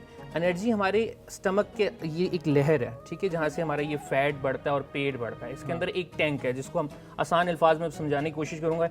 ये हमारा एनर्जी टैंक है, ये हमारा स्टमक है, और ये बाहर वाली हमारी लहर है, ठीक है, जो बढ़ना शुरू होती है। अब जब हम कार्ब बहुत ज़्यादा लेना शुरू करते हैं, कार्ब खा खा के, तो ये क्या होगा कि ये भरना शुरू हो गया, ठीक है। ये कार्ब्स हमारे होते हैं रोटी में, चावल में, है जो हमारी डेली रूटीन की चीज़ें। अब ये भरता जा रहा है, बढ़ता जा रहा है, बढ़ता जा रहा है। ये हमारा स्टमक है, ये हमारा फ्यूल टैंक है, और ये आगे हमारा पेट है। अब ये क्या करेगा, यहाँ से भर के बाहर निकलना शुरू हो जाएगा, जो कि हमारा वेट बढ़ना शुरू हो जाएगा, क्योंकि हमारी डाइट के अंदर टोटल है ही कार्ब। ये 3 प्रोसेस है मेटाबॉलिज्म के बाद, उसको कहते हैं एनाबॉलिज्म, जिसके अंदर बिल्ट होती हैं चीज़ें, और इसके बाद एक तीसरा प्रोसेस है जिसका नाम है कैटाबॉलिज्म। ठीक है। कैटाबॉलिज्म आपको तोड़ता है, इसको हम तोड़ने का नाम देंगे। break हाँ, down वो उसको ब्रेक डाउन करता है और उसको आपकी बॉडी को एज अ एनर्जी, जो हमने आगे भी बात की थी, वो प्रोवाइड करना शुरू करता है और आपका फैट जो है वो खा के आपको ब्रेन को, आपकी बॉडी को एनर्जी प्रोवाइड करता है, जिससे आप जिंदा रहते हैं और काम करते हैं और आप ख़त्म करते हैं। अब इस फैट को कम करने के लिए हम रिवर्स प्रोसेस पे आते हैं। हमारी जो डाइट है वो है ही कार्ब टोटल, तो हम कार्ब लेते रहेंगे और हमारा जो टैंक है वो ओवरफ्लो हो चुका है, ठीक है। वो हमारी गंदगी जो है वो बाहर निकल चुकी है और हमारे जिस्म में आ चुकी है चर्बी। अब उसके, हाँ चर्बी, हम उसके साथ अगर एक्सरसाइज भी करेंगे तो जब तक हम डाइट को कंट्रोल नहीं करेंगे, आप लाख एक्सरसाइज कर लीजिए, आप 4-4 घंटे जिम जाइए, जब तक आप डाइट कंट्रोल नहीं करेंगे और ये जो गंदगी हमारी बाहर निकली यानी जो फैट आ गया, इसका जब तक आप रिवर्स प्रोसेस शुरू नहीं करेंगे तो आप काम नहीं होंगे। अब उसके लिए हमने करना क्या है कि हम 3 मील के बजाय 5 मील कर लेंगे, ठीक है। उसको थोड़ा थोड़ा करके खाना शुरू करेंगे, लेकिन उसमें हम कार्ब जो है 5 मील में से 1 मील के अंदर कार्ब लेंगे, हम 4 मील के अंदर कार्ब नहीं लेंगे। वो आप अपनी मर्जी से किसी भी न्यूट्रिशनिस्ट से या फिटनेस एक्सपर्ट से जब अपना डाइट प्लान बनवाएं तो आप उस पर कर सकते हैं। अब उससे सॉरी यहाँ पे मैं आपको कट कर रही हूँ, लेकिन मुझे बताइएगा कि हम कार्ब का ऑल्टरनेटिव क्या है? देखिए, कार्ब तो हमारे सबको पता है कि हमें एनर्जी प्रोवाइड कर रहा है, हमने उसका कोई अल्टरनेट लेना ही नहीं है। हमने उसकी सप्लाई बंद करनी है तभी हम रिवर्स हो सके। हाँ, प्रोटीन की तरफ जाएंगे। टाइप्स होते हैं ना, मोनो, डाई एंड पोली। आप मोनो की जगह पॉलीसैकेराइड्स की तरफ जा सकते हैं, ठीक है। वो क्या करते हैं, उससे एनर्जी का प्रोसेस स्लो हो जाता है। जहाँ पे सिंपल जो कार्बोहाइड्रेट्स हैं वो हमें एकदम से एनर्जी प्रोवाइड करते हैं, जब हम पॉली कार्बोहाइड्रेट्स लेते हैं तो वो स्लोली प्रोसेस करते हैं, ठीक है। तो मोनो का जो है ना वो अल्टरनेटिव है डाई और पॉली। अच्छा, अब थोड़ा आसान अल्फाज में कि इनमें क्या यार, मोनो मतलब सिंगल, डाई मतलब डबल और पोली मतलब क्या चीजें आती क्या हमारे यार होल ग्रेन्स। जैसे आप शुगर ले रहे हैं ना, शुगर हमारे पास आता है मोनोसैकेराइड, आपने फौरन से पी, आपको इंस्टेंट एनर्जी मिल गई। जब आपने गंदम की रोटी खाई, आप चार्ज भी हो गए हैं, लेकिन एकदम से स्लो आपकी बॉडी में जो है ना वो एनर्जी रिलीज कर रहा है, एकदम से रिलीज नहीं कर रहा। तो आज हम साथ एक्सरसाइज भी करने लगे। बिल्कुल, मैं उसको कंप्लीट कर दूं, वो हमारा रिवर्स प्रोसेस शुरू होगा। उसके साथ जब आप एक्सरसाइज ऐड ऑन करेंगे तो वो आपको अब ज़्यादा एनर्जी चाहिए, यानी आपकी बाहर से कार्ब की सप्लाई कम है और आपकी बॉडी की रिक्वायरमेंट ज़्यादा है, तो फिर वो आपकी गंदगी जो है, जो फैट है, वो जल्दी जल्दी साफ़ होगा और आप कम हो जाएंगे। फिर उसके बाद जब कम हो जाए तो फिर आप अपनी रूटीन ही ऐसी रखें कि आप ना एक्स्ट्रा खाएं, ना एक्स्ट्रा इस तरह की चीज़ करें कि आपकी बॉडी जो है ओवरफ्लो करे, आपका फैट जो है वो बनना शुरू हो आपकी बॉडी के अंदर। एक रूटीन लाइफ लेके चलें तो उसके साथ करेंगे। आज मैं मैट पे जाने से पहले अपने उन नाजरीन को ये ज़रूर बता दूँ कि हम जो है, जो जिन लोगों का पेट बढ़ा हुआ है, उस हवाले से हम कुछ रीच एक्सरसाइजेस करने वाले हैं आज। लेकिन लोग जो हैं इसको सोशल मीडिया पर सर्च करके, और जब फिटनेस एक्सपर्ट ये बात करते हैं कि जी आप ये वाली एक्सरसाइज करें तो पेट कम हो जाएगा, लेकिन जब तक आप डाइट नहीं करेंगे साथ तो आपका पेट कभी कम नहीं होगा, ठीक है। तो ये दोनों चीज़ें हैं। अब मैं आ जाऊँ ज़रा, ताकि हमारे जो देखने वाले व्यूवर्स हैं हम उनको बता सकें। मैं जाके उनकी इतनी देर में हेल्प करती हूँ। अच्छा जी, सबसे पहले हम बेसिक क्रंच करेंगे। ये सबको पता है, इस तरह से आप ऊपर आते हैं और यूं टच करते हैं, ठीक है। आप यूं भी कर सकते हैं, ये हम पहले कर चुके हैं, तो हम इस पे इस पोजीशन में करेंगे, ठीक है जी। ये है, हाथ आप पीछे रख लेंगे, ऊपर जाएंगे और टच करेंगे। 2 यहाँ पर आपको देख के ना, इस वक्त जो टीवी स्क्रीन पर भी लोग देख रहे होते हैं और 4 मैं भी यहाँ पर बैठा हुआ देख रहा होता हूँ, किसी को एक्सरसाइज करता हुआ देख के एक्सरसाइज करना बड़ा अच्छा लगता है। अच्छा लगता है? नहीं, अच्छा लगता है कि आप इसी वक्त करें, लेकिन बाद में जो है ना ये चीज़ बस मोरल डाउन हो जाता है ना, बंदा देख के बूस्ट हो जाता है। अच्छा, ये किया हमने। इसके बाद फीट ऑफ करेंगे हम, इस पे हम पाँव को रखेंगे इस तरह से, ठीक है। ये बहुत बिल्कुल यूँ नहीं है और यूँ नहीं है। अच्छा, मैं देखने वालों को ये ज़रूर बता दूँ कि हम ये जो एक्सरसाइज कर रहे हैं, ये आपने 10 या 12 के 3-3 सेट लगाने हैं, क्योंकि हमारे पास टाइम कम है, तो हम कोशिश करते हैं कि आपको ज़्यादा से ज़्यादा बता सकें और एंगल पे बात कर सकें। जी, हाथ सर के पीछे रख लेंगे, फीट ऑफ हम करेंगे। अब हाथ यूँ है हमारे, हम जो है हाफ चेस्ट को आप करेंगे। वाह। 1 2 3 4 5 6 काफ़ी है जी वो 7, बताने ठीक है जी। ओके जी, इसके बाद हम थर्ड पे आ जाएंगे। एल्बो को हम टच करेंगे अपनी नी के साथ, क्रॉस में जी, क्रॉस में। 1, ये साइड के लिए है ना, जिन लोगों की साइड्स बहुत होती है, लव हैंडल जिसे कहते हैं, यस, ठीक ठीक ठीक। 2 3, इसी तरह से आप साइड चेंज कर लेंगे। 1 2 एंड 3, ओके जी। इसके बाद हम करेंगे साइड से, तो को टच करेंगे, ये भी साइड के लिए इसी तरह से। 1 2 3 4 5। ओके जी। अच्छा जी, इसके बाद हम आएंगे रशियन ट्विस्ट पे। अच्छा, रशियन ट्विस्ट जो है ये थोड़ी सी मुश्किल एक्सरसाइज होती है रजम, क्योंकि आप करते हैं तो मुझे पता है। और इसको हम जो बिगनर्स हैं उनको ये कहेंगे कि पाँव इसमें नीचे रख लें, ठीक है, और साइड से आप टच करेंगे यूँ, ठीक है, ये और ग्रेजुअली आप वेट भी इसमें ऐड ऑन कर सकते हैं। यस, अच्छा वेट भी कर सकते हैं, उससे एडवांस अगर लेवल पे जाना चाहते हैं तो पाँव ऊपर रख लेंगे आप, ये ठीक है। अच्छा, कुछ लोग इसको करेंगे वो यूं कर लेंगे, यूं बैठ के करेंगे, तो यूं करके इतनी हमें सेंस होनी चाहिए कि जब हमें एफर्ट जिस चीज़ के ऊपर हम कर रहे हैं एफर्ट नहीं जा रही है, अगर उस पर स्ट्रेस नहीं जा रहा तो वो मसल हिट नहीं हो रहा है, ठीक है। हमने पेट को हिट करना है तो हमें पेट में जो है दर्द होना चाहिए और फील होना चाहिए प्रॉपर, ठीक है। तो ये एंगल है, ये बिल्कुल लेट के भी नहीं करना है ऐसे और बिल्कुल यूं करके भी नहीं करना है, यहाँ पे है ये। सो शेहान, एक और इसी में एक्सरसाइज अगर आती है कि आप अपनी ये बॉडी को इसी तरीके से रख के, लेकिन फीट जो हैं वो इसी तरीके से मूव करें। 1 2 3, इसको नीज को हमने टच करना है चेस्ट के साथ। 4 5 परफेक्ट 6। ये हमने गल करनी थी लेकिन आपके कहने पे हमने बता दिया। Fine fine fine fine fine ठीक। डॉक्टर साहब, मुझे ये बताएं कि विटामिन ए के साथ साथ कुछ और न्यूट्रिएंट्स जो हैं उनके बारे में भी ज़रा कुछ बता दें।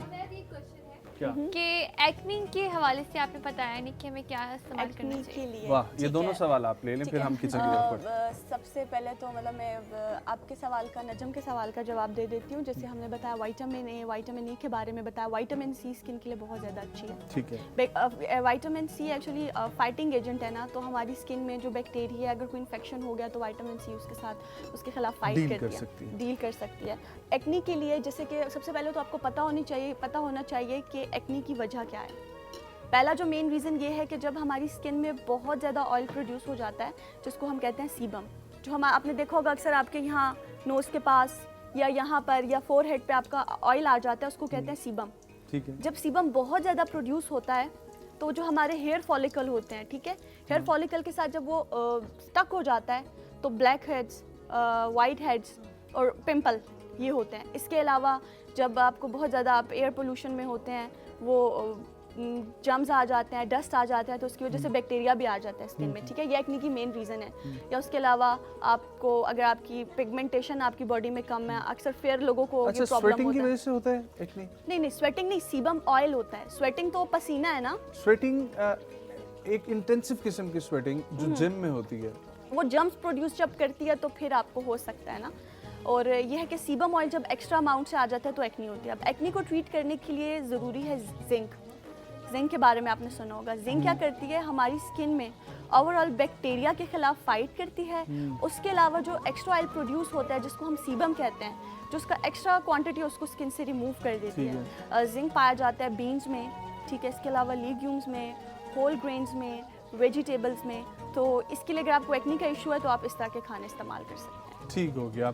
बहुत शुक्रिया डॉक्टर कशिफ, बहुत शुक्रिया शेहान। आप लोगों से फिर से मुलाकात होगी और आप लोगों को बल्कि मैं ये साथ कहूँगा कि जो कुछ भी बन रहा है थोड़ा बहुत खा लिया करें, ठीक है, हमारे साथ।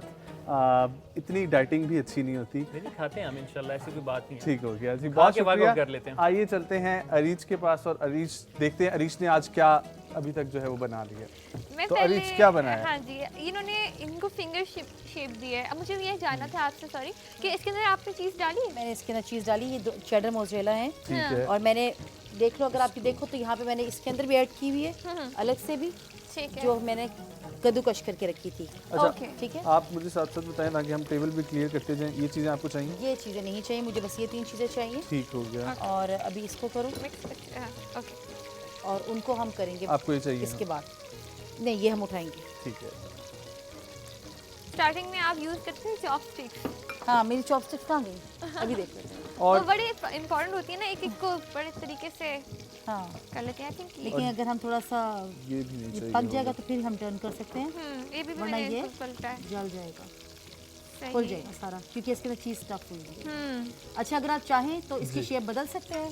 मैंने इसकी शेप अलग से इस तरह भी बना दी है, ताकि अगर आप बच्चों को लंच बॉक्स में रख के देना चाह रहे हैं, शेप चेंज करके बच्चे खुश हो जाते हैं। इसके ऊपर 2 ऑलिव्स जितनी लगा दें। क्रिएटिविटी है वो उतनी क्रिएटिविटी खेल सकता है इसके कर अंदर। सकता है, बिल्कुल। कभी जो है उसको वो बना सकता है, कोई एलिफेंट बच्चों को बना के दे दें, ठीक है। Exactly. जो कुछ आप खेल सकते हैं वो फिर हाँ। आपके अपने ऊपर है। जो आप बना सकते हैं। वाह इरीज। और इसको खाने के बाद आप शयान की बताई हुई एक्सरसाइजेस करें, आकाश हाँ, की बताई उसके हुई, बाद फिर आप पहले ताकि आपका वेट कम हो। फिर आप गिला ना करें कि हम इतने ऑयली खाने खा रहे हैं रमज़ान में और हम मोटे भी हो रहे ये हैं। हम रखते हैं या एक दफ़ा बना ही ये दें हम सारे? बाद में बना लेंगे, पहले हम बस ये निकाल के दिखाते हैं और ये वाले ठीक है। जो हमने किए।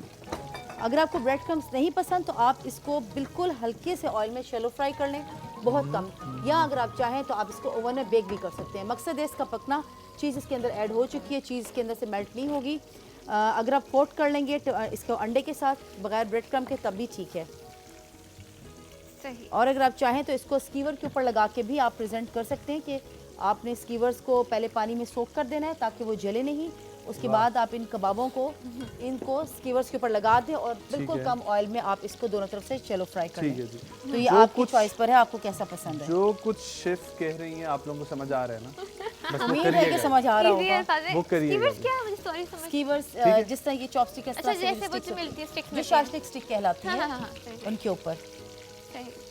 आंटी बहुत खुश हो रही होंगी, इतने सुघड़ बच्चे हैं उनको पता ही नहीं है घर पे। वल्लाह। अब देख रही होंगे कि हम मेरा बेटा और ये इरीश कुछ की सीख मम्मी रहे देख हैं। रही होंगी कि कितने बिल्कुल, अच्छे वो बच्चे तो मेरे। बहुत खुश होती हैं कि नई नई डिशेस सीख रही हूँ। इंशाल्लाह रमज़ान के बाद हम ट्राई करेंगे लेकिन रमज़ान में तो हमें टाइम ही नहीं मिल रहा ना, लेकिन इंशाल्लाह हम ज़रूर करेंगे। नहीं अच्छा, अरीज मुझे बता रही थी कि सहरी घर में बनाती हैं। मैं कब बता रही थी रमज़ान में झूठ बोलना मना है। अच्छा, चूँकि चिकन जो है वो रॉ मटेरियल रॉ में हमने लिया है तो इसको आपने अच्छे तरीके से पकाना है क्योंकि अंदर से कच्चा ना अंदर रह से कच्चा जाए। ना रह जाए, तभी आपने थोड़ी हल्की आंच में इसको स्टार्ट हाँ, से इतना रखा था। है मीडियम सा। ठीक और अगर आपके पास बॉइल्ड चिकन है तो भी आप इस रेसिपी को फॉलो कर सकते हैं, उसके साथ ही बन जाएगा। उसको आपने बाइंड करने के लिए फिर आप उसके अंदर एक आलू डाल सकते हैं या अंडे का इस्तेमाल कर सकते हैं। बॉइल्ड नहीं, कच्चा अंडा। कच्चा अंडा। कच्चा अंडा ताकि वो उसकी बाइंडिंग हो जाए। तो इसको थोड़ा सा हम और तेज़ करते हैं चूल्हे को ताकि जल्दी पक जाए। ओके। और इसके साथ एक सॉस तैयार कर लेते हैं। चलें अरीज, आप एक सॉस बताइए। तैयार करें। अच्छा ये आपने उसके लिए रखी हुई चीज़ें? हाँ, ये एक बनाया। चलें ओके। अच्छा, यहाँ पर आप देखें कि मेरे पास है ये स्पून ले आऊं? मेयोनीज, केचप और ये मेरे पास है थाई स्वीट चिली सॉस।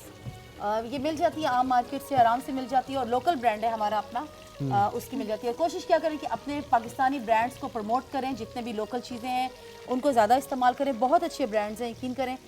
जब आप इस्तेमाल, बहुत लोग जो है इम्पोर्टेड की तरफ भागते हैं, वो भी ख़रीदें, अच्छा ख़रीदें, थोड़ा ख़रीदें, अच्छा ख़रीदें, लेकिन अपने ब्रांड्स को भी ज़रूर प्रमोट करें।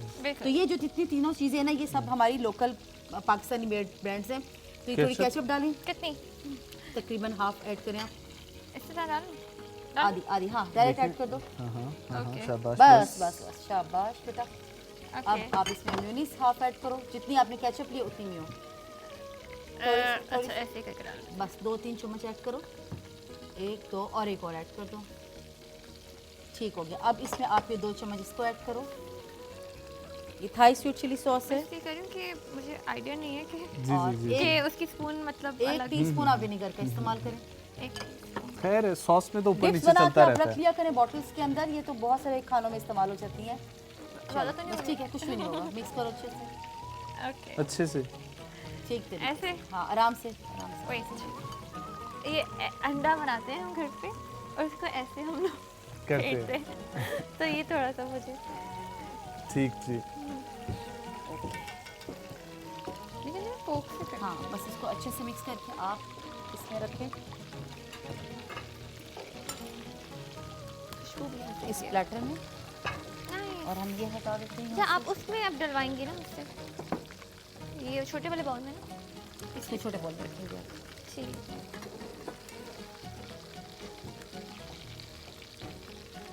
आप इसमें डालें इसको। अच्छा अब वैसे मैंने अंदाज़ा लगाया खाना बनाना सबसे बड़ा आर्ट है। बिल्कुल।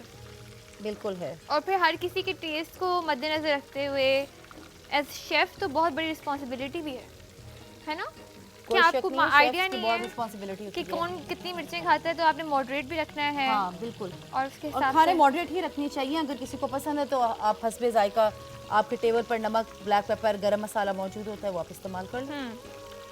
ठीक। और ये अब तैयार हो रहे हैं। अब आप देखिए इसमें से चीज़ मेल्ट हो रही है जी। जो हमने इसके अंदर फिल की थी।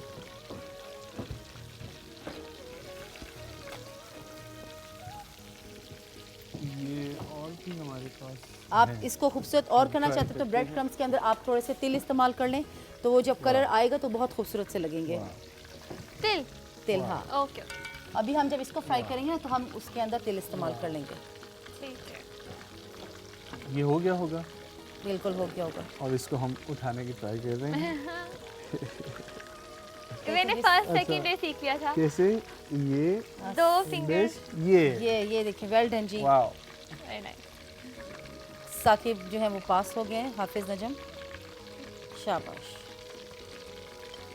ये भी हो गया। ये भी डन। इसको बल्कि इसको पहले इनको भी इनको इतनी इज्जत हम लोग दे रहे हैं। और अंदर क्योंकि इज्जत देनी पड़ेगी ना, यहाँ आपने भी खाने हैं अफ्तारी के टाइम पर, हम यही एंजॉय करेंगे। इसे बहुत प्यार से निकालें, वेल डन होने चाहिए ये अच्छे से।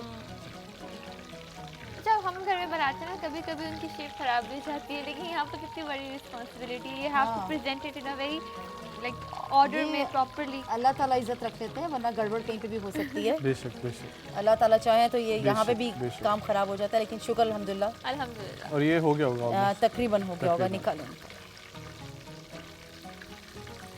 बस इसको अच्छे से कुक करें कि अंदर से ये चिकन जो है कच्चा ना रह जाए, वरना आपको पता है कि चिकन के अंदर जो सैल्मोनेला नाम का एक जर्म होता है जो कि जिसकी वजह से आपकी डेथ भी हो सकती है, वो इतना डेंजरस होता है। तो चिकन कभी भी आपने अंडर कुक नहीं खाना। बीफ खा सकते हैं आप, फिश खा सकते हैं, लेकिन आपने प्लीज़ चिकन कभी भी गलती से भी रॉ नहीं लेना।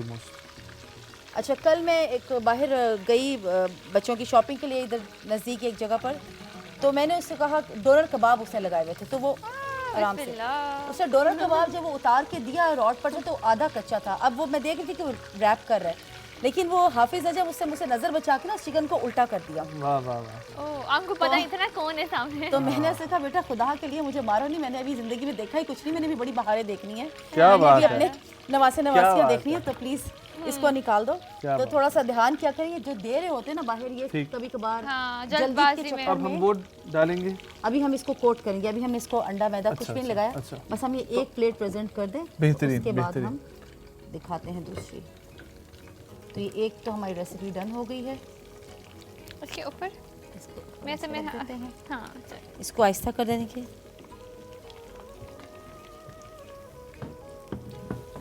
अच्छा, अब इसको भी कर लें साथ ही साथ। तो इसको हम लोग सेम प्रोसेस नहीं? हम इसका भी सेम प्रोसेस है, सिर्फ हमने इसकी चूँकि शेप चेंज की है तो सिर्फ ये वजह है, वरना वही चीज़ें हैं। आप इस शेप में दे दें या दूसरी शेप में दे दें, आप भी बनने में टाइम लगेगा। हाँ, थोड़ा टाइम लगेगा। इसलिए मैं पूछना चाहूँगा कि हमारे पास कितने मिनट हैं, हमें वक्फे की तरफ बढ़ना है, अगले सेगमेंट की तरफ। मेरा ख्याल है कि एक डिश काफ़ी है, और इसी तरीके से दूसरी भी आप इसको क्या करेंगे, कोट करके इसको आप सेम शेप चेंज कर सकते हैं। मकसद ये बताने का कि आप इसकी शेप चेंज कर सकते हैं। तो ये रेसिपी तो हमारी डन है। ये हमारे सामने मौजूद है क्या? फिंगर चिकन, फिंगर चीज चिकन, फिंगर चीज चिकन बहुत मज़े का लगा है। थैंक यू सो मच, आपने इतनी मेहनत से इतने प्यार से हमारे लिए ये बनाया। इंशाल्लाह हम ज़रूर इफ्तारी में ट्राई करेंगे। और ये देखिए अंदर से चीज़ यम अच्छा सही। अंदर जो हमने चिकन लगाया था ना जो फिंगर शेप में, वो उसका मकसद ये था, ये स्ट्रिंग्स मोज़रेला से बनते हैं, तो ये हमने तोड़ा सिर्फ इसलिए कि आपको नज़र आ सके कि चिकन में चीज़ कितनी है। क्या बात है। Thank you so much chef Hina, बहुत शुक्रिया रिच। इसी के साथ हम बढ़ते हैं अपने नेक्स्ट सेगमेंट में। कहीं जाएगा मत, देखते रहिए माहिर करीम इफ्तार ट्रांसमिशन।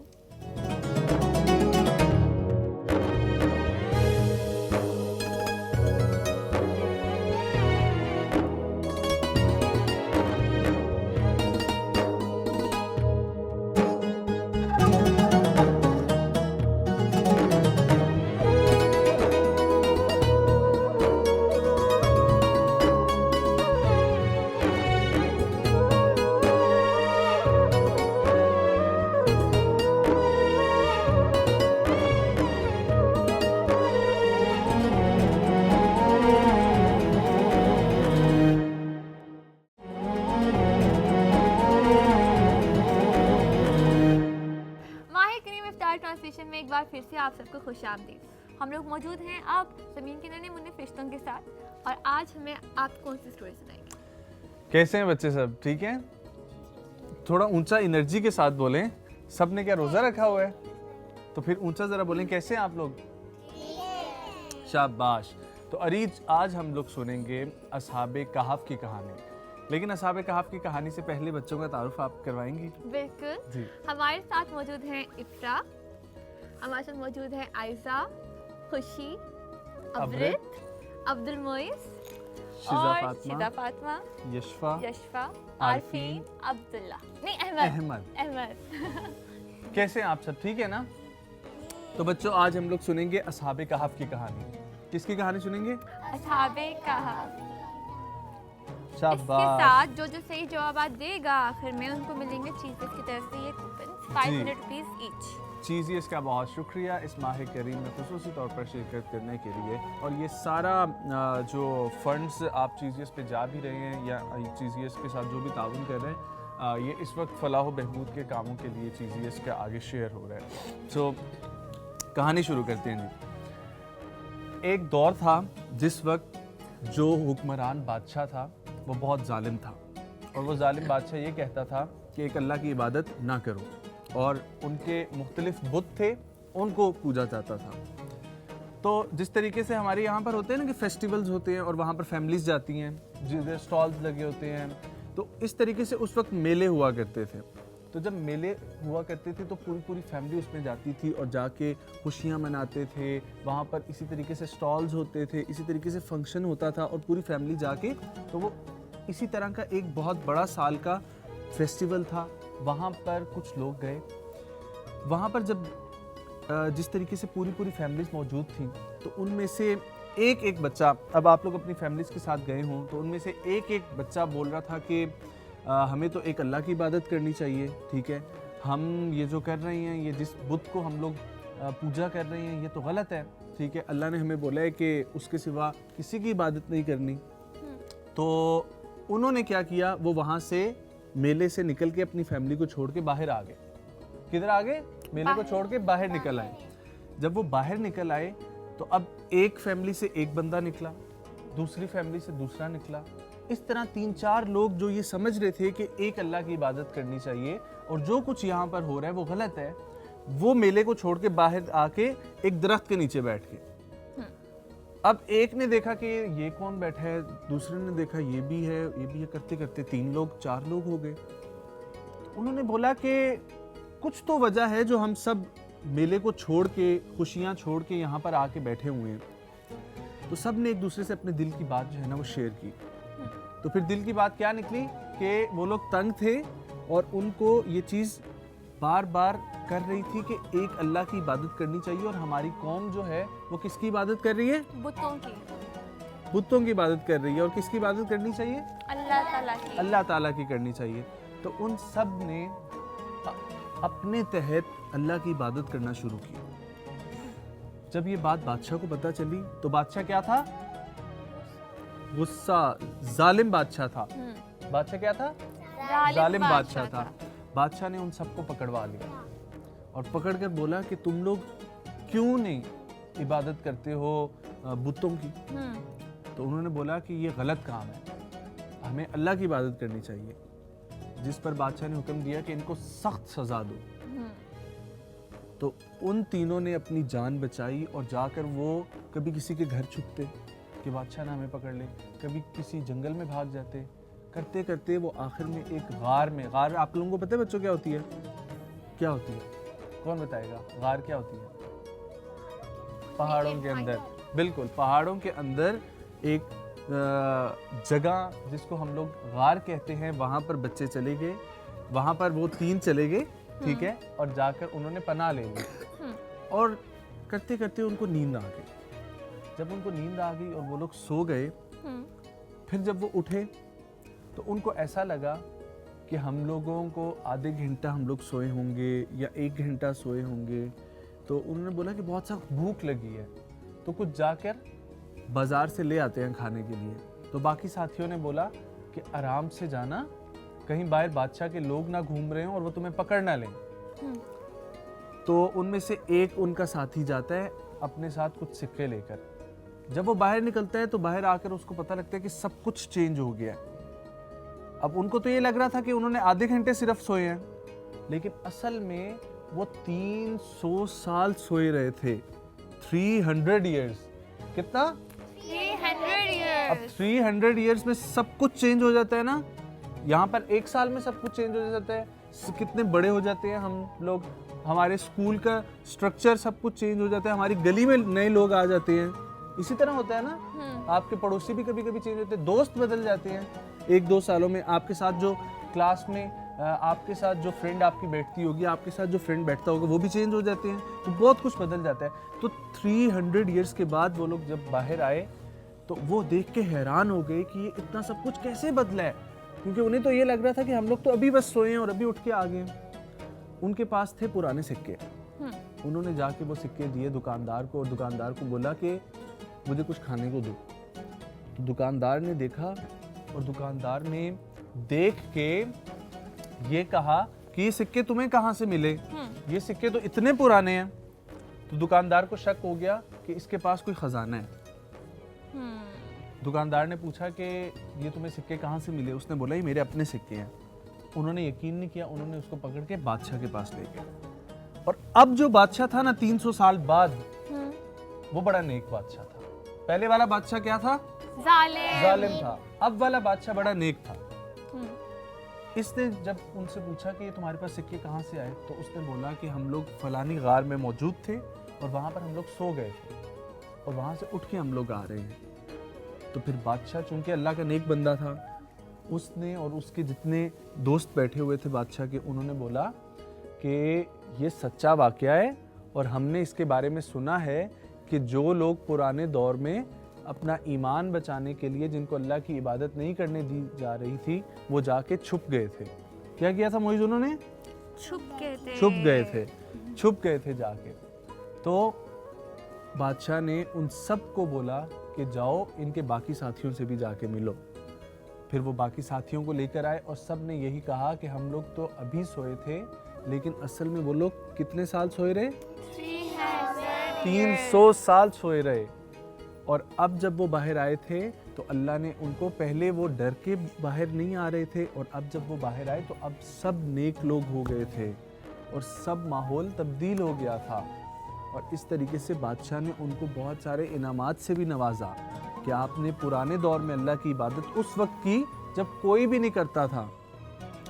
तो इससे हमारी स्टोरी से हमें क्या सबक मिलता है कि हमें कुछ भी अल्लाह की इबादत तो करनी चाहिए। ये तो पहला सबक है कि हमें अल्लाह की इबादत करनी चाहिए।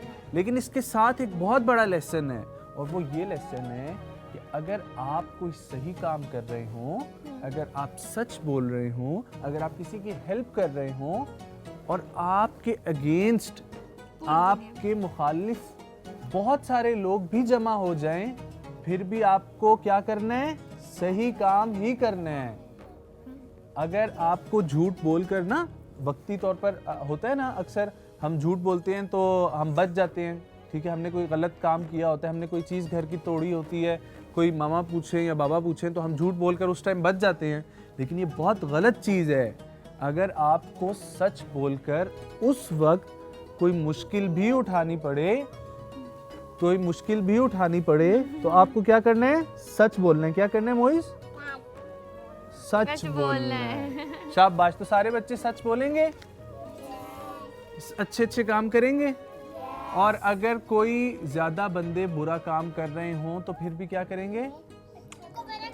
अच्छा काम करेंगे। अब मुझे कौन कौन बताएगा कि अच्छे काम कौन से होते हैं? तो ये माइक पकड़े आप, बताएं खुशी, कौन कौन से अच्छे काम होते हैं? दूसरों की मदद करना, अच्छे काम करना। Very good. आप बताएं आयजा। दूसरे की हेल्प करना। हाँ। और कभी भी झूठ मत बोलना। शाबाश। इधर से हमें कौन बताएगा? आरफीन, आप बताएंगे? चले आरफीन, पहले ये बताएं कि हमने जो स्टोरी सुनी, ठीक है, उसमें जो लोग गए थे वो क्यों गए थे छुपने के लिए? क्योंकि बादशाह बहुत जुल्म करता था। हाँ। और वो बादशाह के अगेंस्ट थे, बादशाह के अगेंस्ट थे, लेकिन वो लेकिन वो बादशाह मान रहा था कि अल्लाह ताला की इबादत नहीं करनी। शाबाश, बहुत अच्छे। आप हमें शिजा बताएंगी कि वो कितने साल तक सोए रहे थे? 300 ईयर्स तक ना, ठीक है। और हमें इस स्टोरी से क्या लेसन मिलता है? अच्छे काम करने चाहिए। अच्छे काम करने चाहिए, शाबाश। तो सारे बच्चे वादा कर रहे हैं ना, माँ बाबा को तंग नहीं करेंगे? पक्की बात है, ठीक है। कौन कौन माँ बाबा को तंग करता है? सारे करते हैं ना।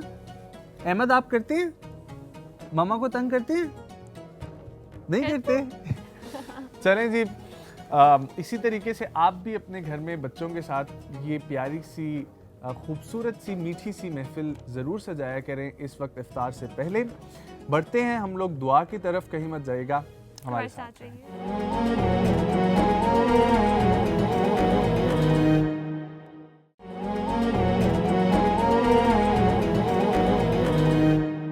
एक बार फिर से आपको इफ्तार ट्रांसमिशन में खुश आमदीद कहते हैं। मुफ्ती साहब, अगर आपकी इजाज़त हो, डॉक्टर साहब दुआ के लिए। अल्हम्दुलिल्लाहि रब्बिल आलमीन वल आक़िबतु लिल मुत्तक़ीन वस्सलातु वस्सलामु अला अशरफिर रुसुल व ख़ातमिल अंबियाइ वल मुरसलीन। अल्लाहुम्मा अइन्ना अला ज़िक्रिका व शुक्रिका व हुस्न इबादतिका व ताअतिका व तिलावति किताबिक। अल्लाहुम्मा अस्tur औरातिना व आमिन रवातिना। अल्लाहुम्मा रब्बना आतिना फ़िद दुनिया हसनतन व फ़िल आखिरति हसनतन व क़िना अज़ाबन नार। या अव्वलल अव्वलीन या आखिरल आखिरीन या दल क़ुव्वतिल मतीन या राहिमल मसाकीन या हन्नान या मन्नान या हय्यु या क़य्यूम बिरहमतिका नस्तगीस या इलाहल आलमीन या अरहमर राहिमीन। हम सब के सगीरा कबीरा गुनाहों को मुआफ़ फरमा। मौला करीम हमारी गलतियों को ताहियों से दरगुजर फरमा। मौला करीम मौत से पहले पहले अपनी रज़ा हम सब को नसीब फरमा। या इलाहल आलमीन या अरहमर राहिमीन, तेरा ये बरकतों वाला महीना, रहमतों वाला महीना तेज़ी से हमसे गुज़रता जा रहा है। मौला करीम जो अय्याम, जो सातें बाकी हैं, इनकी कदर करने की तौफ़ीक नसीब फरमा। तेरे हबीब की जो या इलाहुल आलमीन दुआ है और जो हदीस है कि जिसने इस महीने के अंदर रोज़ा रखा, क़याम किया, उसके साबिक़ा तमाम गुनाह माफ़ कर दिए जाते हैं। मौला करीम इस बशारत का, इस हदीस का हम सबको मिस्ताक बना दे। मौला करीम जितने भी परेशान हाल हैं, इस रमज़ान की बरकत से सबकी परेशानियों को दूर फरमा दे। जो बीमार हैं उनको शिफ़ाए कामिला आजला नसीब फरमा दे। या इलाहुल आलमीन जो हमसे दुआओं की तवक्को रखते हैं या उनका हमारे ऊपर हक़ है या हमें कहते रहते हैं, उन सबकी जायज़ हाजात को गैब के ख़ज़ानों से पूरा फरमा दे। मौला करीम हमारे इज़्ज़ व अक़ारिब में से, असातिज़ा व मशाइख़ में से, बुज़ुर्गान में से और जितने भी ताल्लुक़ वाले हैं तेरे पास पहुँच चुके हैं कलमा गो, या अल्लाह सबकी कामिल मग़फ़िरत फ़रमा। या इलाहुल आलमीन हमें भी अपने अपने वक्त के ऊपर हुस्न ख़ात्मा की दौलत से माला माल फरमा। मौला करीम मुल्क पाकिस्तान की खैर फरमा, उम्मत मुस्लिमा को वहदत और इत्तिहाद नसीब फरमा। मौला करीम मुल्क पाकिस्तान की खैर चाहने वालों की खैर फरमा। इसकी तरफ बुरे अज़ाइम और बुरी नीयतें रखने वालों को मौला करीम तो हिदायत अता फरमा और उनके अज़ाइम से इस मुल्क को महफूज फरमा। अल्लाहुम्मा तक़ब्बल तक़ब्बल मिन्ना इन्नका अंतस समीउल अलीम व तुब अलैना इन्नका अंतत तव्वाबुर रहीम। सल्लल्लाहु तआला अला खैरि खल्क़ि मुहम्मद व अला आलिहि व अस्हाबिहि अजमाइन बिरहमतिका। इसी के साथ आप लोगों से लेंगे इजाज़त। मुलाकात होगी कल अल्लाह ने के बाद।